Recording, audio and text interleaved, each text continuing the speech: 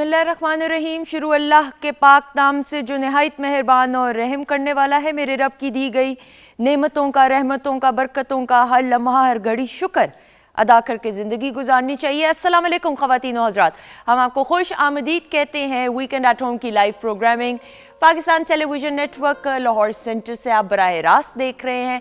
और लाहौर का मौसम ऐसा हुआ है कि आपको मरी और भूरबन जाने की ज़रूरत ही नहीं। कितने मज़े की बात है। लेकिन मज़े की बात तो है on a lighter note, but it is actually very cold. बहुत सर्दी है। Please be very careful. अगर आपने सफ़र प्लान करना है तो आप अपने सफ़र को, मेरे ख़्याल में तो अगर कोई इमरजेंसी नहीं है और आपने कहीं पर पहुंचने की बहुत कोई जल्दी नहीं है, तो मेरी नज़र में तो जितनी भी ट्रैवलिंग है विद इन पाकिस्तान, यानी लाहौर से इस्लामाबाद जाना हो या कहीं, जिस तरह मेरे वालिद साहब ने आज जेहलम जाना था, तो फिर मैंने उनको मना कर दिया कि भाई आज धुंध भी ज़्यादा है, सूरज की भी कोई आसार नहीं है आने के, तो बहुत बेहतर है कि जो आप एक दिन में डे ट्रिप करेंगे कि अभी जाएंगे तो आप बैठेंगे उधर। ऑब्वियसली आप गांव जाते हैं, अपनों में टाइम गुजारते हैं, वक्त गुजारते हैं, वक्त का पता नहीं चलता, तो बाय द टाइम जब आप आ रहे होंगे तो वैसी धुंध इतनी होगी तो आने में प्रॉब्लम होगी। तो प्लीज़ खुदारा जितना हो सके, फिर उन्होंने सुनी मेरी बात और वो फिर नहीं जा सके। लेकिन यही बात है कि आपने अपनों की हिफाजत के लिए ये बड़ी ज़रूरी बात है कि आपको अगर लगता है कि आपने कहीं पे ज़रूरी इमरजेंसी, तो अपने सफ़र को डिले कर दीजिए। बहरहाल जी, लेकिन कुछ ऐसी बातें हैं जिनको आप डिले नहीं कर सकते। फॉर एग्ज़ाम्पल शादी है। अब शादी की तकारीब, दिसंबर का जो मौसम महीना होता है एंड ऑफ ईयर का, और जो बिगिनिंग ऑफ द ईयर होता है यानी दिसंबर और जनवरी, ये होता है शादी सीज़न। क्योंकि जितने भी बैरून मुल्क मुकीम आप लोगों के अपने होते हैं, उनको छुट्टियां होती हैं जनवरी में, दिसंबर में। तो फिर शादी की जो तकारीब हैं इस वक्त जो है वो तो अपने पीक पे हैं। और आप देखें, मुझे बड़ा अच्छा लगता है, रिंग रोड पे भी अक्सर अगर आप देखें वो हैज़र्ड लाइट्स ऑन करके लाइन में बारात जा रही होती है, तो एक अजीब सी खुशी होती है देख के। वो बारात वाली गाड़ी सजी हुई होती है, आप ढूंढ रहे होते हैं। अच्छा, मैं तो अभी भी देखती हूँ कि गाड़ी में दुल्हन बैठी हुई है कि नहीं, या दुल्हा किधर है बैठा हुआ, या क्या माहौल चल रहा है। खुशी होती है कि आप अपनों के साथ अच्छा वक्त गुजार रहे हैं। और ये शादी की तकारीब में जो बिलखसूस सबसे बेस्ट बात ये होती है, और सर्दियों के मौसम में, कि जो खाना खाने का भी अपना मज़ा होता है। वरना गर्मियों की शादी में आप देखें गर्मी इतनी होती है, जितना मर्जी एयर कंडीशनिंग हो जाए, लेकिन फिर आप आउटडोर फंक्शन करने की आप हिम्मत नहीं कर सकते। सर्दियों में अगर प्रॉपर तरीके से हीटिंग की हुई हो तो आप खाना भी अच्छे तरीके से सर्व कर सकते हैं, खाना इंजॉय भी कर सकते हैं और फंक्शन को भी इंजॉय कर सकते हैं। तो भाई जितने भी फैमिलीज़ में शादियां हो रही हैं, तो खैरियत से अपना ख्याल रख के भरपूर तरीके से अपनों के साथ एंजॉय कीजिए। और हम जो है आपके लिए स्पेशल प्रोग्रामिंग लेके आए हैं। हमारे जो मौजूद मेहमान, उनका तारुफ कराने से पहले शेफ़ माजबीन बहुत प्यारी भी लग रही है, उनको कॉम्प्लीमेंट भी करते हुए और पूछते हुए कि क्या कुछ होने वाला है। अस्सलाम वालेकुम। वालेकुम अस्सलाम। थैंक यू सो मच सुंदर। अच्छा जी, क्या होने वाला है माजबीन? आज हम बनाएंगे चिकन शवारमा, ठीक है, और उसके अलावा पोटैटो एंड चिकन क्रूकेट्स हैं, और पाइनएप्पल और ऑरेंज लेमनेड बनाएंगे। एक्सेलेंट, बिल्कुल ठीक है। ये आप बनाना शुरू करें, थोड़ी देर में आपसे मुलाकात होती है। ख़वातीनो ज़ात, मेरी पहली मेहमान शख्सियत। मज़े की बात यह है कि इफ्तिखार इफ़ी साहब को अब हम स्क्रीन पे कम देख रहे हैं, या देख रहे हैं स्क्रीन पे भी। ऑब्वियसली एक्टिंग की बात करें, इनकी राइटिंग की बात करें, वो तो है ही है। लेकिन इनका जो यूट्यूब चैनल, और बामानी यूट्यूब चैनल है, बदकिस्मती के साथ हमारे यहाँ, और मुझे ये कह लेने दीजिए, मैं अक्सर होता है माजरत कर लेती हूँ, लेकिन इस जुमले में मैं कतन माजरत नहीं करूँगी, क्योंकि ये मेरी अपनी ज़ाती राय है। और मेरी इस राय से बहुत से लोग इत्तेफाक करते हैं, जिनसे मैंने ये डिस्कस किया कि यूट्यूब का चैनल्स का दौर है। बहुत अच्छी बात है, यूट्यूब चैनल्स बनाएं, दिल खोल के बनाएं, लेकिन कंटेंट भी हो ना। ऐसे यूट्यूब चैनल्स के जिनका कोई कंटेंट ही नहीं है और उनको लोग पसंद करें, तो वो मेरी समझ से बाहर है। कि आज आपने सारा दिन क्या किया, आज मैंने नई गाड़ी ख़रीद ली, आज मैंने नया फ़ोन ख़रीद लिया, आज मेरी मियाँ से लड़ाई हो गई, ये कंटेंट नहीं है। कंटेंट वो होता है कि जो देखने वाला है, सुनने वाला है, वो कुछ सीखे। तो इफ्तिखार इफ़ी साहब का channel is one of those channels जो वाकई में, एक तो ये मेहनत कर रहे हैं, पूरी दुनिया में ट्रैवल करते हैं और आपको इन्फॉर्मेशन, नित नई जगहों की बातें बताते हैं, और मैं तो रेगुलरली फॉलो करती हूँ वाकई में। तो ये बामानी कंटेंट के लिए इनको मुबारकबाद देने के लिए जल्दी से बुलाएंगे आपके अपने इफ्तिखार इफ़ी साहब। किसी बशर में हजार खामी, अगर जो देखो तो चुप ही रहना। किसी बशर का जो राज पाओ या ऐब देखो तो चुप ही रहना। अगर मनादी को लोग आएं, तुम्हें कुरेदे तुम्हें मनाएं, तुम्हारी हस्ती के गीत गाएं, तुम्हें कहें कि बशर में देखी बुराइयों को बयान कर दो, तो चुप ही रहना। जवाब ये है, दलील ये है, ज़ईफ लम्हों की लग़ज़िशों को, हराम नातों की कुर्बतों को, हमारी सारी हिमाकतों को, हमारी सारी हिमाकतों को वो जानता है, वो देखता है, मगर वो चुप है। अगर वो चुप है तो मेरी मानो वो कह रहा है कि चुप ही रहना। बहुत शुक्रिया। वाह वाह, बहुत खूब। अस्सलाम वालेकुम। वालेकुम अस्सलाम। क्या ग्रैंड एंट्री, और ये एंट्री आपकी बनती थी। प्लीज तशरीफ रखिएगा। आप मुबारकबाद के लगा था ना कोई आर्टिस्ट आ रहा ये है। बनता है। और ना कोई प्लेसिंग की आपको हमने बताया हुआ था, वो आपके फुट वर्क और फुट स्टेप्स जो है, ये तो फिर पता चलता है। ये तो है ही। और जो सबसे अच्छी बात है कि आप मुबारकबाद के मुस्तहिक हैं, जिस उम्दगी के साथ, और ये मैं बिल्कुल एज एन एंकर नहीं, एज अ फैन कह रही हूँ, क्योंकि मैं आपके चैनल को फॉलो करती हूँ। बामानी काम आप करें, मुबारकबाद आपको बहुत बहुत दिल की गहराई से। आपका भी और मेरे तमाम चाहने वालों का। मतलब एक्चुअली अभी इस पे बात हम करेंगे, जरा बाकी मेहमानों को भी बुलाते हैं। खवातीन नौज़ात, मेरी अगली मेहमान शख्सियत जो है, ये मेरा टिशू है जी, ये मैं रख रही हूँ साइड पे। मेरी अगली मेहमान शख्सियत, ही इज़ अ स्टार।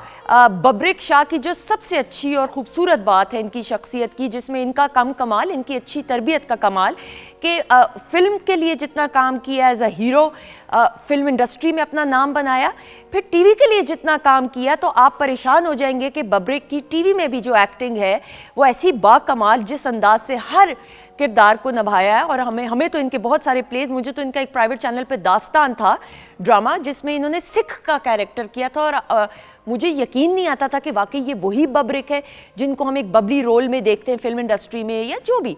तो ये इनका कमाल है। सो आज हमने सोचा बहुत अरसे बाद इनसे मुलाकात हो रही है, तो आपके अपने बब्रिक शाह। अस्सलाम वालेकुम। अस्सलाम वालेकुम। सर जी, आप तो चुप ही रहना। मैं नहीं बोलूंगा। मैं चुप रहूंगा। क्या हाल है बब्रिक, कैसे हैं आप? जबरदस्त, अल्लाह का शुक्र। Thank you so much. बहुत अरसे बाद आपसे मुलाकात हो रही, बहुत सारी बातें करनी थी। थैंक यू सो मच, बहुत थैंक यू शुक्रिया। So much, thank you. अच्छा जी, अगली मेहमान जल्दी से बुलाएंगे जी। She is young, she is talented, she is an anchor. Reporting से आगाज़ किया, करते करते करते मैं ये जो साथ वाला चैनल है, साथ वाला चैनल अलामती तौर पे कहती हूँ न्यूज़ चैनल है, जब मैं वहाँ पे मॉर्निंग शो करती थी, वहाँ पे मेरी इनसे मुलाकात हुई थी। एंड आई न्यू कि ये इनके अभी तो करियर का स्टार्ट है, आगे आगे ज़रूर ये और अपना नाम बनाएंगी।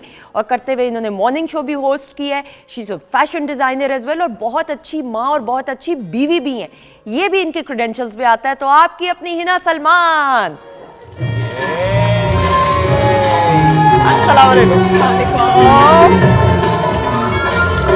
क्या हाल चाल है ना? बिल्कुल ठीक। इतनी ज्यादा, मतलब कि मैं इतने बड़े बड़े आर्टिस्ट के सामने मैं तो I need to shadow out. बिल्कुल स्पोक सो वेल। बिल्कुल भी नहीं, ऐसी बात नहीं है। आपके अपने क्रेडेंशियल्स इतने। बब्रिक मैं चाह रही थी थोड़ा सा अगर आप इधर आ जाइएगा, ताकि फिर मैं माहम के लिए भी जगह बनानी है हमने। अच्छा जी, खवातीन नौज़ात, मेरी अगली मेहमान शख्सियत, शी इज़ यंग एंड आप इनको प्राइवेट चैनल्स पे देखते हैं। अल्लाह ताला ने इनको खूबसूरत आवाज़ से नवाजा है, और आज हमने सोचा कि माहम रहमान को बुलाया जाए और इनकी आवाज़ में खूबसूरत गाने और इनसे गुफ्तगू भी की जाए। तो आपकी अपनी माहम रहमान।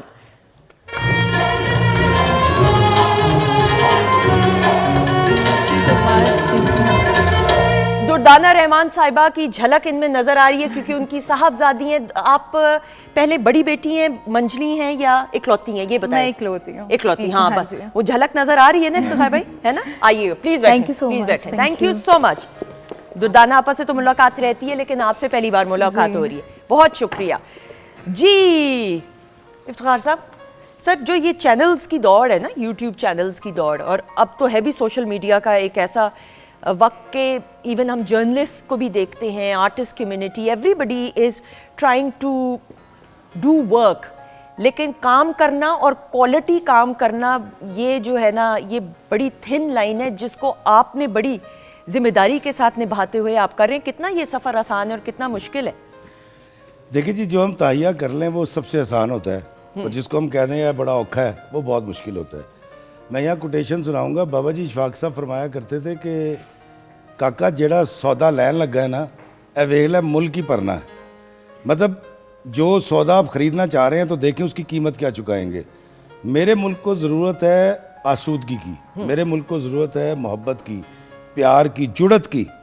तो मैंने बुनियादी तौर पे कभी भी कोई ऐसा कंटेंट नहीं बनाया जो लोगों में इसराफ पैदा करे। बिल्कुल सही। जब मुझे एडिटिंग नहीं आती थी, आप यकीन कीजिए कि मैं वॉक करता था, वीडियो बनाता था, ठीक है। और गाड़ी में बैठ के बेगम और मैं सुनते थे और मैं कहता था नहीं बेगम यार ये लफ्ज़ जो है ना ये शायद गराना गुजरे, तो आप बैठो मैं दोबारा बना के आता। मैं दोबारा बना के आता था, फिर याद आता था यार वो तो कहा ही नहीं।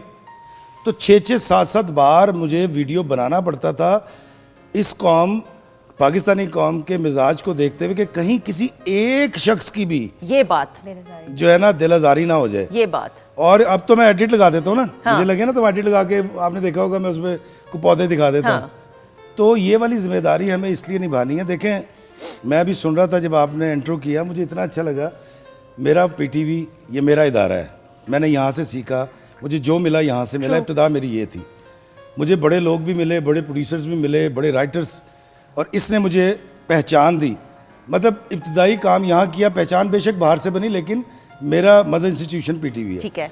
आपने जिस तरह से अभी बयान करी थी ना कि सफ़र ना करें फला, मुझे ऐसा लग रहा था कोई बड़ी बूढ़ी है जो बता रही है कि ध्यान ना रहो। ये वाली जो मोहब्बत पीटीवी करता है, जो आपकी ज़बानी बयान करवाता है, इस मोहब्बत की ज़रूरत है। मैं चाहूँ, मुझे पता है अभी इलेक्शन है, मैं सियासत में बात कर सकता हूँ, मेरा चैनल बहुत ग्रो करेगा, मुझे बहुत पैसे आएंगे, ऐसा ही है। लेकिन मुझे वो पैसे नहीं चाहिए।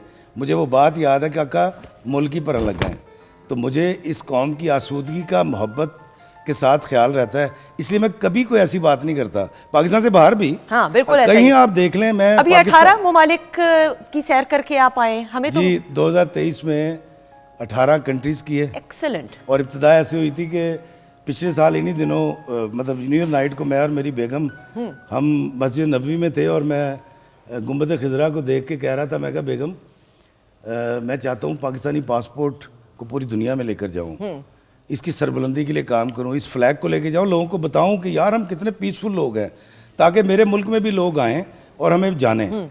तो मैंने बस वहाँ एक दुआ की थी अल्लाह ताला से रोज़े रसूल पे, और पिछले साल 18 कंट्रीज़ माशाल्लाह, जापान समेत। माशाल्लाह। अच्छा मैं यहाँ पे ज़रूर थोड़ी बात लंबी, लेकिन ये ज़रूरी है। बब्रिक, इफ्तिखार भाई वो हैं, आपके भी स्ट्रगल स्टोरी, ऑब्वियसली आपको आपके वालिद साहब की तो सपोर्ट रही है एक नाम की, तारिक साहब की, लेकिन एक अपनी इंडिविजुअल आइडेंटिटी, स्ट्रगल जो है, सेल्फ स्ट्रगल वो भी है, अपनी मिसाल। आप एक दौर ऐसा भी है कि इफ्तिखार इफ़ी साहब ने कम वसाइल होने की वजह से अपनी मोटर बाइक तक बेच दी थी। ये वो इफ्तिखार इफ़ी साहब हैं जो पूरी दुनिया को ट्रैवल करते हैं, लोग इनको देखते हैं, इनकी एक झलक देखने के लिए तड़प रहे होते हैं, लाइन में खड़े हुए हो रहे होते हैं कि यहाँ से गुजरेंगे। वो इफ्तिखार इफ़ी को वो वक्त याद है मोटर बाइक वाला जब बेची थी तो? वो भी याद है, और वो ये भी याद है कि पीटीवी के बाहर महीनों खड़े होके चले जाते थे और बारी नहीं आती थी। वो पीपल का दरख्त अब कट गया यहाँ, तो वो स्ट्रगल के सारे दिन याद हैं। लेकिन मैं आपको बताऊँ, बुनियादी तौर पर हमेशा ख्याल रहा, क्योंकि गरीब का बाल था, तो एक तो आगे भी जाना था, लेकिन कोई चोरी चकारी नहीं करनी थी, कोई शॉर्टकट नहीं मारनी थी।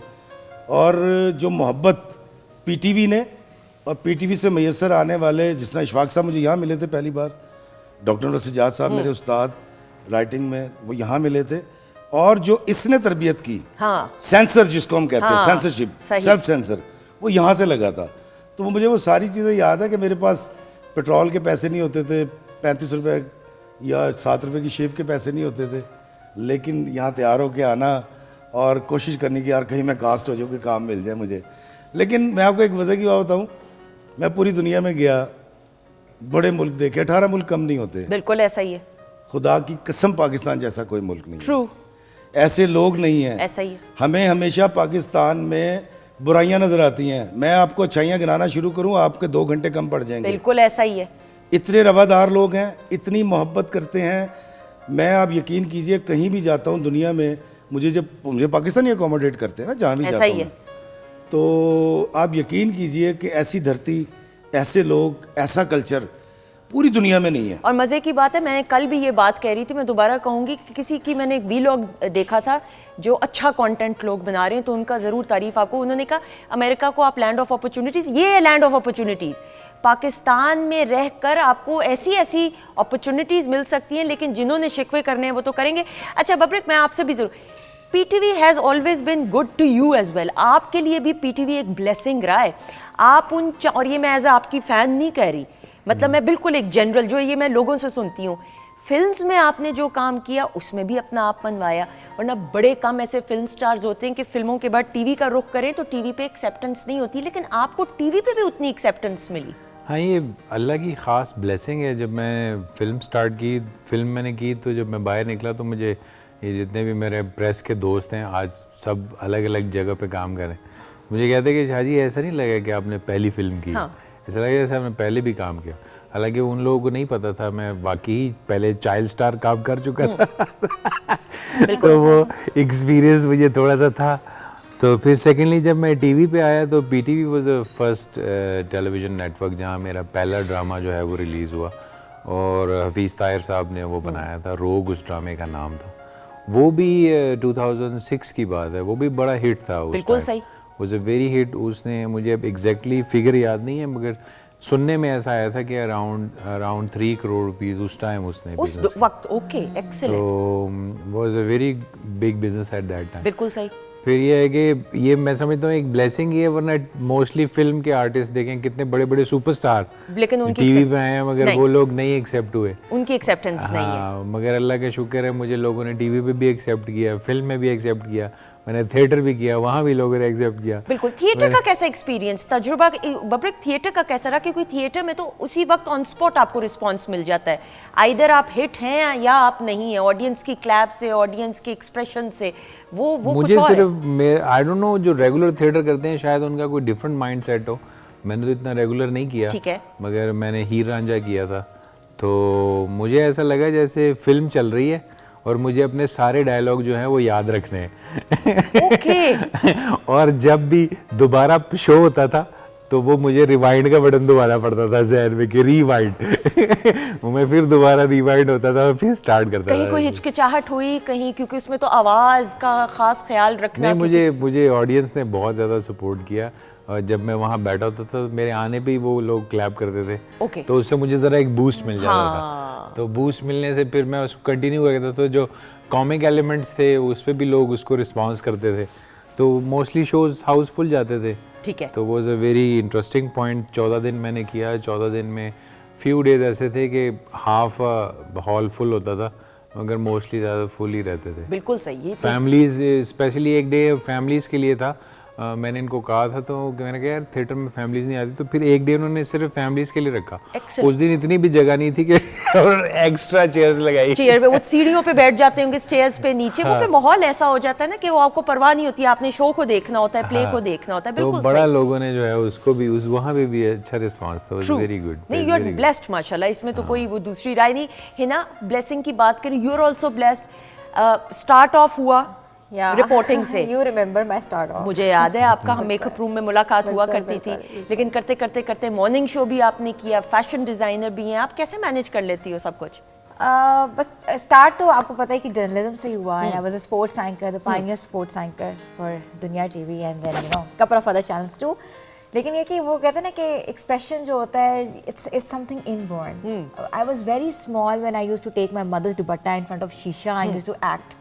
फिर स्कूल में थिएटर्स, फिर कॉलेज में ड्रामेटिक सोसाइटी की नेट की। आई वाज बिल्कुल ऐसा ही आप केसीआई तो। हाँ, उसके बाद से फिर जर्नलिज्म का शौक हुआ, जर्नलिज्म बड़ा हार्डकोर जर्नलिज्म किया। देन आई सेड नो, मेरी जो पर्सनालिटी है ना थोड़ी सी जरा डिफरेंट है। हालांकि जिस वक्त में आपने स्टार्ट किया था ना, ये 2010 की बात है, जब मैंने मॉर्निंग शो इधर 8 की मैंने किया था दुनिया टीवी का मॉर्निंग शो। आई रिमेंबर ये वो वक्त था कि अभी स्पोर्ट्स की फील्ड में इवॉल्व हो रही थी, बिल्कुल डेवलप हो रही थी। जर्नलिस्ट स्पोर्ट्स की फील्ड में नहीं थी, तो अगर आप चाहती तो उसको परस्यू करती तो आप कहां से कहां अभी इस वक्त। लेकिन you didn't want to do. No, I don't want to do, like I was always been, I think I am a very good entertainer. पता नहीं होता ना कि कोई शक्ल देख के, कोई वैसी मेरी शक्ल देख के वैसी कोई ना कोई। सलमान भी कहते हैं, आप सलमान भाई कहते हैं आपके मियां के नहीं क्या? Salman is like please when I am sad please sit in front of me. मतलब वो ये इतना दोनों की पर्सनैलिटी में, इफ्तिखार भाई आपकी मुलाकात जरूर झूठ सलमान भाई, इतना इतना तजाद है, खुला तजाद है।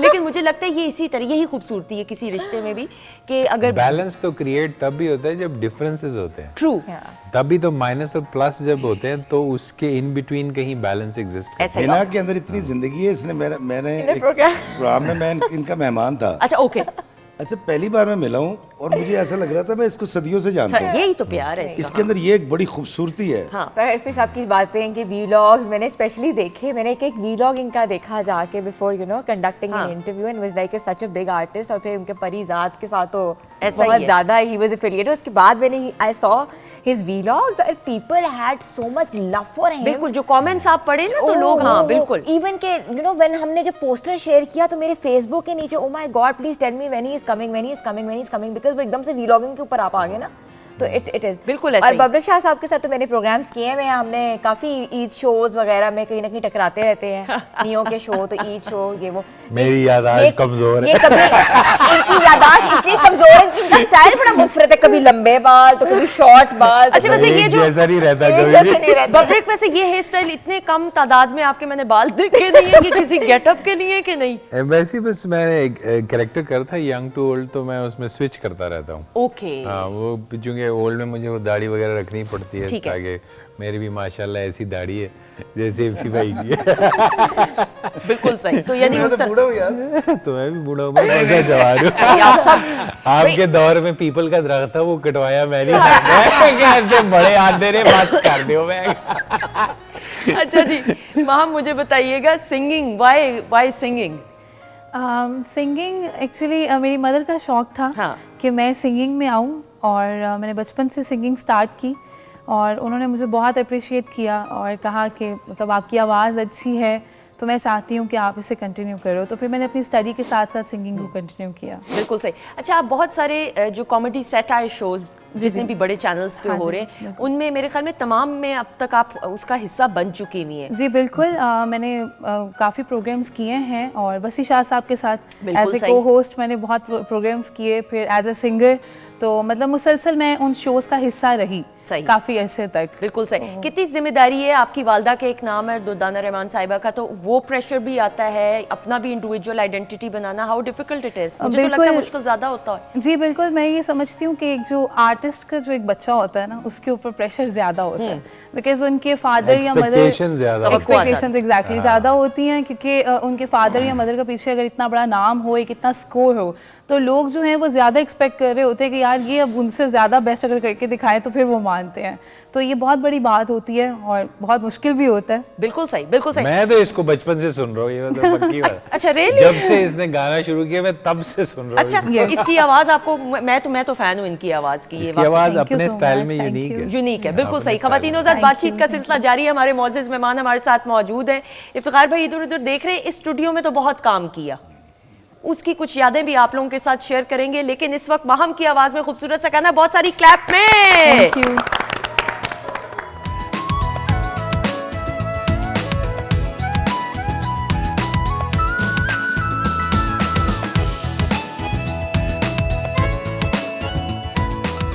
जी खवातीनो ज़ात, हम आपको खुश आमदीद कहते हैं, आपके अपने फेवरेट सितारे। और यकीन जाने ब्रेक में भी हम गुफ्तगू कर रहे थे, मैंने फिर इफ्तिखार भाई को कहा अभी ज़रा रुक जाइए, ये वाक़या बाद में हम डिस्कस करेंगे।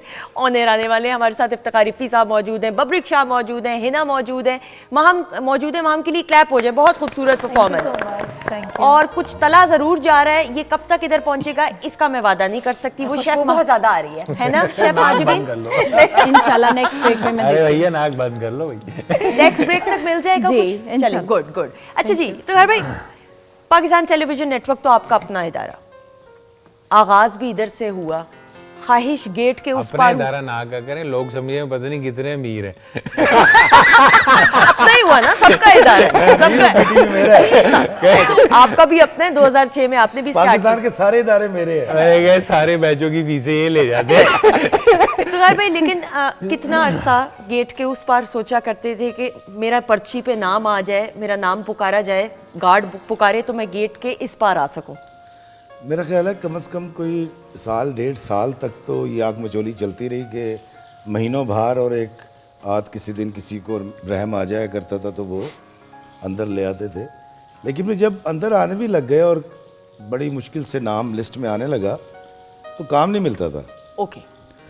तो उन दिनों हम ये किया करते थे, मेरा फ़ायदा देखें, हम समझते हैं नुकसान हो रहा है, वो फ़ायदा हो रहा होता है। मुझे काम नहीं मिलता था। मैं शाम जब रात होने वाली होती थी तो मगरिब से कुछ पहले यावर हयात खान साहब दाखिल होते थे। ओके।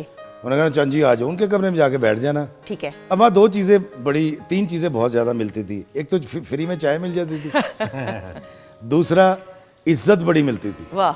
वो आपको सुपरस्टार बना के निकालते थे कमरे से। नंबर 3 नॉलेज मिलता था, हम वहाँ जाके बैठ जाते थे। उन्होंने कहा चंद जी आ जाओ। अब हम काम के इंतजार में थे, प्रोड्यूसर से मिलना, हमें ऐसा लगता था कि पता नहीं प्रोड्यूसर को मैं जितना इसके करीब हूँगा, अच्छी अच्छी बातें करूँगा, ये मुझे कास्ट कर लेगा। वो एक ख्वाब था, दीवाने का ख्वाब था, ऐसे होता नहीं। ठीक है। तो खैर हम वहाँ बैठा करते। तो एक दिन एक प्ले आया उन दिनों, और राजा नाहिर खान की कहानी थी। ठीक है। मीर कुदरत अली का कैरेक्टर था। राजा नाहिर खान वो था जिसने 1857 में वो जो चर्बी वाले, सुअर की चर्बी वाले कारतूस इस्तेमाल करने से इनकार कर दिया। ठीक है, बिल्कुल समझ आ गई। ठीक है। उसमें मुझे उन्होंने रोल दिया मीर कुदरत अली का। ठीक है। अब सारी कास्ट बैठी हुई है, मैं कास्ट हो गया, मैं कहा लो जी कम मिल गया जे। और मीर कुदरत अली के ऊपर कहानी है, इसको फांसी लगेगी तो फिर राजा नाहिर खान उठेगा मुल्तान से। हाँ। ये कहानी थी। अब सारे बैठे हैं, जमील फ़खरी मरूम साहब हैं, असद भाई हैं, मारिया वास्ती, पता नहीं कौन कौन बैठा हुआ है। तो मुझे बुलाया, मैं आया जी, चंद जी बैठो। मैं बैठ गया। अब उन्हें पूरी कहानी सुनाई, 1857 फलां ये वो करते करते करते करते तो हुआ ये कि उस कारतूस को इस्तेमाल करने से इनकार किया मीर कुदरत अली ने, और फिर उसको फांसी लगा दिया गया। फिर राजा नाहिर खान उठा, इनकलाब आया। ये अब पूरी कहानी सुनते रहे, 1.5 घंटे सुनाई गई मुझे। ठीक है। सारे लोग सुन रहे हैं। जब स्क्रिप्ट आया तो रिहर्सल करते रहे, सब बोले जा रहे हैं, मेरी बारी नहीं आ रही। जब मैंने खोल के देखा तो एक जगह पे एक लाइन थी, मैं उसमें कहता हूँ हम ये कारतूस इस्तेमाल नहीं करेंगे सर, और जीरा कहता है कुदरत अली ठीक कहता है सर। बस ये 2 लाइनें मेरी और जीरे की। अच्छा, ये 2 लाइनें हैं ये टोटल? 2 लाइनें हैं। ठीक है। अभी इनकलाब नहीं ना आया। ठीक है। इनकलाब बाद में आ रहा था। प्रोफेशनलिज्म देखें। मुझे उस वक्त ये लगा कि यार ये यावर साहब ने ये क्या किया यार। बिल्कुल ठीक है। और एक शॉट है कि मैं अदालत में आया हूँ और उसकी रिहर्सल करवाई गई कि चंजित ऐसे आपको हथकड़ी है, लेकिन गर्दन आपकी ये है और आप एक फतह करने जा रहे हैं। सही। और ये फांसी नहीं है, ये मतलब कोई और मतलब। अब वो हमने किया जी। अब मैं सोचने पड़ गया, मैंने कहा यार यावर साहब ने इतने इतने लंबे इन सबके डायलॉग्स हैं, मेरा एक लाइन और एक ट्रीटमेंट दिया कि अदालत में आया, गोरे ने फैसला सुनाया और उसने गर्दन उठाई है और फांसी के फंदे दिखा दिए गए, बस। ठीक है। सिंबॉलिकली वो ठीक है। आज मैं सोचता हूँ कि यार वही तो ट्रेनिंग थी। बिल्कुल सही। बुनियाद तो उसी ने बनाई थी हमारी, सब्र की भी, और एक लाइन की हकीकत क्या है। अब तो क्योंकि मैं राइटर हूं ना। हाँ, हाँ। अब जब कोई मेरी लाइन का बेड़ा गर्क करता है, अब आपको समझ आ सकती है। अब मुझे समझ आती है बिल्कुल कि यार ठीक। उसने तो फेंक दी, मैंने इसके एक एक्सप्रेशन भी लिखा था। तो हमारी वो ट्रेनिंग थी। वो यहाँ एक बड़ा मशहूर वाक़या है कि यावर साहब की शूटिंग थी और सब बैठे, सब सो गए, रात को 2:30 बज गए। तो यावर साहब के असिस्टेंट ने आके उठाया, उन्होंने कहा उठो जी, वो ताड़ी वारी आ गई शूटिंग दी। तो वो सब कहने लगे कि यावर साहब भी आ गए। उन्होंने कहा चंद जी चलो अंदर। तो उन्होंने कहीं कहा कि सर जी उनते मूड ही नहीं गा, वेखो मुँह के हो जे हो गए ने। कहते यही एक्सप्रेशन चाहिए था मैंने।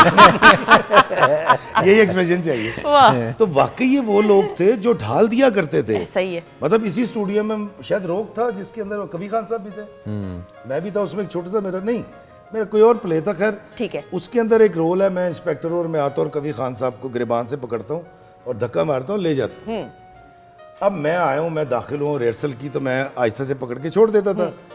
जब टेक हुई, हफीज़ ताहिर साहब थे, उन्होंने कहा जी एक्शन। मैं आया हूँ, आके मैंने डायलॉग बोले, मैं कहा चल, मैंने गिरबान पकड़ा, हल्का सा खींचा, तो कहते कट करें। कहते मियाँ पकड़ें यहाँ से। मैं कहा खान साहब, मैं कह रहा हूँ पकड़ें और घसीटें इसको पहले। अब मैंने कहा सर, कह रहा आप माइम करें, मैं बाकी कर लूँगा। ठीक है। खैर मैंने 1-2 रिहर्सल्स की, उसके बाद टेक हुई, मैंने ऐसे गिरबान पकड़ा, मरोड़ा है, अब दिल पे पत्थर रख के, इतना बड़ा स्टार है, बिल्कुल ठीक। और मैंने ऐसे हल्का सा पुश किया तो कबीर खान साहब वो जाके गिरे। अच्छा, अब मैंने कहा कि चोट ना लग गई हो। खैर वो सारा सीन हुआ। तो हमारे जो ट्रेनर थे, वो प्रोड्यूसर्स थे या एक्टर्स थे, वो सपोर्ट किया करते थे हमें। ट्रू। वो मोहब्बत के साथ सिखाया करते थे। वो ये नहीं कहते थे काका तो कुछ नहीं बन सकता। ऐसा ही है, बिल्कुल ऐसा ही तो है। पीटीवी की जो बुनियादी खासियत थी वो ये थी कि ये लोगों को यहाँ से बदल दिया करता था।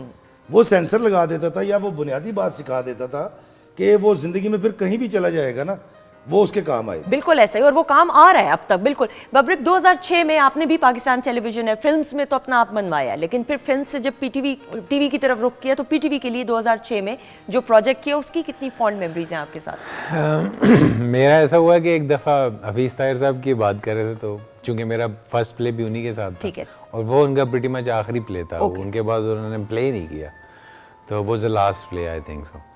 तो उसके बाद चूंकि वो रिटायर हो गए, उनकी लाइफ यहाँ पे फिनिश हो गई, तो हमने इसी हॉल में ही हम बैठे हुए थे, तो मुझे ऊपर से कहते यार ये यहाँ पे ना नंबर बोलना है। मैंने कहा सर जी मुझे तो किसी का याद नहीं, अपना ही याद है, बोल देता हूँ। मेरा पहला ड्रामा था, मैं नहीं एक्सपेक्ट करता था, मैं नहीं एक्सपेक्ट करता था कि ये कोई ऐसी बात होगी, भैया भी तो अभी कोई जानता नहीं है टीवी के एंगल से। तो मैंने कहा चलो ठीक है, मैंने बोल दिया। अब उन्होंने रिकॉर्डिंग कर लिया, एडिटिंग हो गई, ड्रामा किसी टाइम में ना चल पड़ा। अब वो चल पड़ा ना, तो एक दिन मेरा फ़ोन बजी जा रहा है, मैं कहा लोगों को क्या हो गया, फ़ोन बजी जा रहा है। अच्छा एक दफ़ा बजा, फिर दोबारा दूसरा, फिर तीसरा, फिर कंटिन्यू कॉल्स आनी शुरू होगी। मैंने कहा यार मैं सुनूँ तो सही, इतने सारे अननोन नंबर मुझे क्यों फ़ोन कर रहे हैं। तो मैंने हेलो किया, वो आपने ड्रामे में नंबर बोला था। मैंने कहा ये मैंने क्या कर दिया। ये गीत वाले 6 लड़के लड़कियां, हर तरह के लोग, हर तरह के लोग 6 महीने तक मुझे लोग कॉल्स करते रहे। आप बिलीव करें, मैं परेशान हो गया। यानी यस आई एम लकी। उस वजह से मेरा नंबर इतना स्प्रेड हो गया कि मुझे आज भी मिस कॉल्स आती है। लेकिन आप इससे ये अंदाजा कीजिए कि पाकिस्तान टेलीविजन नेटवर्क की मकबूलियत अवाम में, उसका रिस्पांस आपको बब्रिक कैसा मिला? देखिए एरिया जो है ना पाकिस्तान टेलीविजन का उस वक्त नेटवर्क का, वो कवरेज एरिया बहुत ज्यादा था। बिल्कुल ठीक है। तब जो प्राइवेट नेटवर्क्स थे वो अभी इनिशियली इन नहीं हुए थे, ग्रो कर रहे थे, यानी कि वो बिल्कुल स्टार्ट था उस दौर में। इतना अभी माहौल नहीं बना था जितना अब जो है वो बन गया। तो मैं गया, ताफ्तान गया, ईरान के बॉर्डर के पास, ठीक है। तो वहाँ पे एक पुलिस वाला खड़ा हो गया, मुझे कहता शाह जी क्या हाल चाल है। मैं कोई ताफ्तान इतना कोई डिश चल दी ना कोई सिनेमा है यहाँ भी ये क्या। वो कहता है शाह जी मैंने आपका ड्रामा देखा था पीटीवी पे। मैं कोई यानी इसकी आउटरीच और पीटीवी तो समझ लें कि आप घर की ना वो आटे वाली गूंदने वाली वो नहीं होती, वो छत पे लगा रहे थे तो नीचे सिग्नल आ रहे होते थे। मैंने कहा तुम लोग कैसे देखते हो टीवी। कहता ये देखे ना वो फावड़ा लगाया हुआ। नहीं, लेकिन पाकिस्तान टेलीविजन नेटवर्क ख़वातीनों साथ आज भी जितने भी बैरून मुल्क पाकिस्तानी मुकीम है, वो पाकिस्तान टेलीविजन नेटवर्क देख कर ही जो पाकिस्तान की याद आ रही होती है उसको कुछ कम करने की कोशिश करते हैं ना। आपने भी तो म्यूजिक शो था when you were a child. बिल्कुल बिल्कुल, वो था रंग बिरंगी दुनिया, ठीक है, सदीका का। बिल्कुल उसके बाद ये रंग बिरंगी हो गई। मैं भी रंग बिरंगी हो गई। आई यूज्ड टू कम और being a part of the show. हम स्कूल में थी तब मैं आती थी शोज में, और पीटीवी के साथ आपको पता है इस हॉल, मुझे अब हॉल नहीं याद है, आई वाज रियली स्मॉल, ऐनक वाला जिन, ऐसा ही है का ये भी हफीज ताहिर की बात कर रही है। हफीज ताहिर साहब तो लेजेंड है। वाला जिन होता था और उनके वार्डरोब्स लगे होते थे, इधर सेट्स लगे होते थे। तो मैं जा के ना वो वार्डरोब देखी थी, ये जकूटा ने पहना है, ये उम्रू यार कौन है, और बिल बतौड़ी में तो तुम्हें खुद नजर आता होगा अपना आप। ना करें उसको तंग, वो बेचारी। अच्छा हाँ, हफीज ताहिर साहब मैंने पूछा एक दिन ऐसे से, मैंने कहा मैं आपका ड्रामा देखता था बचपन में, वो ऐनक वाला जी। मैं कहा ये आइडिया आपको कहाँ से आया। कहता है मैंने एक दफा शीशे में अपने आप को देखा, ऐनक मैंने लगाई, मैंने वो ऐनक वाला जिन। ये आप कह रहे हैं, मैं नहीं कुछ कह रही हूँ लेकिन आपको मैं ये बताऊं, ऐनक वाला एक क्लैप हो जाए, ये जिस दौर में ये आया, आज भी पाकिस्तान टेलीविजन नेटवर्क का जो ये बिलखसूस बच्चों के लिए शाहकार है माहम, आप भी आई एम श्योर हम सब बड़े हुए हैं इसको देखते हुए। बिल्कुल बिल्कुल बिल्कुल देखा हुआ है, और बहुत सारी यादें जुड़ी हुई हैं। और स्पेशली मैं ये ज़रूर कहना चाहूँगी कि मेरी मदर हमेशा कहती हैं कि पीटीवी पे परफॉर्म करना, वहाँ पर अगर आपको बुलाया जाए तो वो आपने मिस नहीं करना, वहाँ ज़रूर जाना है। और ये बहुत एजाज़ की बात है, और अल्हम्दुलिल्लाह मुझे ये एजाज़ पहले भी हासिल हो चुका है। मैं पीटीवी पे परफॉर्म कर चुकी हूँ, पहले भी आई हूँ कुछ शोज़ में, और सिंगिंग का अपना मुजाहिरा कर चुकी हूँ, और आज भी मेरे लिए एजाज़ की बात है। ऐसा ही, बिल्कुल ऐसा ही। वैसे एज अ राइटर भी इतने प्रोजेक्ट्स लिखे, प्लेज में काम किया इतना, बहुत सारे ऐसे प्रोजेक्ट्स होते हैं जिनमें आप तवक्को कर रहे होते हैं कि भाई ऑडियंस के साथ आपने कनेक्ट इस तरह कर लिया कि ये मेरा शाहकार जो है हिट होगा एज अ राइटर और एज एन एक्टर, लेकिन ज़रूरी नहीं होता उसकी वो पजीराई उसको वो हासिल हो। आपको आज तक, अब तक के अपने करियर में कौन सा ऐसा प्रोजेक्ट है जिसमें आपको लगता है कि ज़्यादा उसकी पजीराई होनी चाहिए थी लेकिन नहीं हो सकी? देखिए जी, अल्लाह का शुक्र है, पहली बात तो ये है कि मैंने जितना लिखा उस सब की बेहतरीन रेटिंग आई, एक्सेलेंट, ठीक है। और कोई भी ऐसा नहीं हो सका कि वो नाम वहाँ तक पहुँचा। नागन के अंदर भी मुझे हमेशा से गिला रहा सिर्फ एनिमेशन के ऊपर, बाकी इन लोगों ने, इन्होंने, शीन ने, सब ने बहुत अच्छा काम किया उसके अंदर। बब्रिक ने भी किया था उसमें? किया था, हाँ, नागिन। अच्छा, मैं तो देखती थी वो ड्रामा, सुबह 8 बजे रिपीट पे भी देखती थी मैं हाँ तो। जी, हाँ जी, हाँ जी। तुमने 100 एपिसोड तक देखा होगा, उसके बाद उसके तुमने बाद फेल मैंने- कर दिया होगा।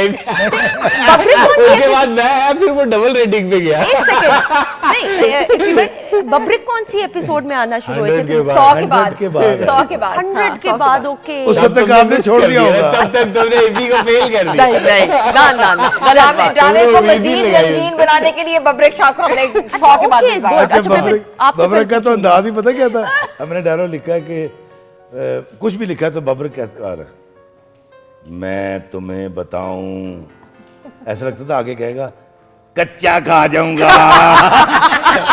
इसका एक अंदाज था ना बब्रिक का बड़ा। इनका कैरेक्टर क्या था ये बताइए? मेरे 3 डिफरेंट कैरेक्टर से आज तक कम लोगों को ये बात पता है। नागिन ड्रामे में नागिन 3 कैरेक्टर से अभी भी उसमें एक डाकू वाला कैरेक्टर लिखा था, तो जब उसके एपिसोड चलते थे तो नीचे ना लोग मेरा नाम नहीं लेते थे, जिक्र करते थे उसका, ठीक है। मगर किसी को ये पता ही लगेगा डाकू भी मैं ही हूँ, नागराज भी मैं ही हूँ, और अच्छा, शैतान ओके। भी मैं ही हूँ। इफ्तिखार भाई, कोई खास वजह थी कि 3 कैरेक्टर्स आपने इनके लिए लिखे?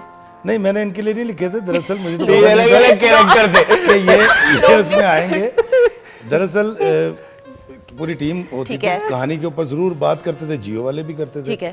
तो शाह बिलाल साहब ने उन दिनों कोई अंग्रेजी फिल्म देखी हुई थी, उनको लगता था कि यार इसको हम जब अगर इस रंग में करें तो अच्छा। और क्योंकि मैं एक वक्त ऐसा आ गया था कि जब मैं सोचता कि यार उन पैसे आन दो, अब क्रिएटिविटी को छोड़ दें। ठीक है। और ये राइटर के साथ होता है, अच्छा, ओके। जिसने बच्चे पालने होते हैं उसको सरेंडर करना पड़ जाता है।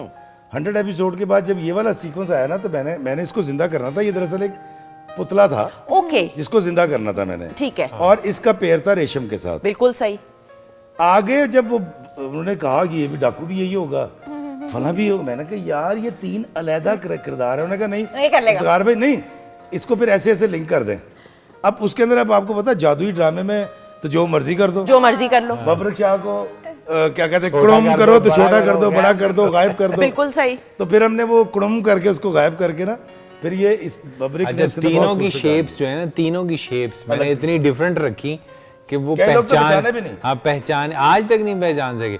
यानी कि एक के बाल लंबे हैं तो दूसरे के छोटे हैं। ओके, अच्छा, एक ने मेकअप किया हुआ है तो दूसरे का एंटायरली डिफरेंट दाढ़ी दूढ़ी है वो। बिल्कुल सही। एक खाली हाथ है, दूसरे के पास बंदूक है, गोलियां। और वो अपनी एक पैंट नौयत- शर्ट पहनता है, दूसरा शलवार कमीज पहनता है। अपनी नौयत का बहुत डिफरेंट प्ले। जिस तरह मैं ऐनक वाला जिन की बात करी, ऑब्वियसली वो तो बच्चों के लिए था, लेकिन उसके बाद अगर मुझे लगता है कि मैं गलत नहीं हूँ, मेरी इस्लाह जरूर नागिन कीजिएगा, was बहुत अरसे बाद अगर इस किस्म कोई का जादुई ड्रामा था, जादुई था तो वो नागिन था। देखिए, मैं आपको एक बात बताता हूँ, मैं दुनिया में 3-4 मुल्कों के अंदर मैंने विजिट किया, स्पेशली जब मुझे ये पता लगा कि यहाँ पर वो क्या है, हैरी पॉटर की सीरीज।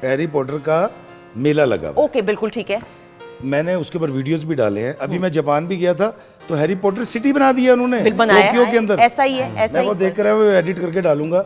अच्छा, वहाँ होता क्या है, ठीक मैंने है। पहले भी कहा था, वहाँ जाते हैं तो Harry Potter 2 number Harry Potter ना, मतलब हाँ, ऐसे स्टैचू है ना। जापानी हैरी पॉटर। वो बना के उसको create जा- करके- जा- शक्ल का लड़का Character, होगा, अच्छा अच्छा जो परफॉर्म कर रहा होगा। Okay okay okay. फिर वहाँ पर उसका घर, उसकी चीजें, वो हैट, वो जो बोला करता था हैट उसकी, हाँ बिल्कुल ठीक। विज़र्ड उसका वो उसका सारा। मैजिक फिर बॉन्ड बच्चे हैरी पॉटर के कपड़े पहन के फिर रहे हैं। ओके। और वो स्टिक लेते हैं और यूं करते हैं वो सारा। अच्छा, अब मैंने वो इसको इसलिए शूट किया था, ब्रैडफोर्ड में भी मैं गया था, ब्रॉडनी सिस्टर के जब गांव गया हूं तो वहाँ वो लगा हुआ था। अब के भी शूट करके आए हैं। वो कर क्या रहे हैं, वो ये कर रहे हैं कि उनकी एक सीरीज हिट हुई, उसके बाद वो ट्रेन भी वहाँ खड़ी हुई है, वहाँ पे वो सारा उसका घर भी है, उसकी जादुई चीज़ें भी है।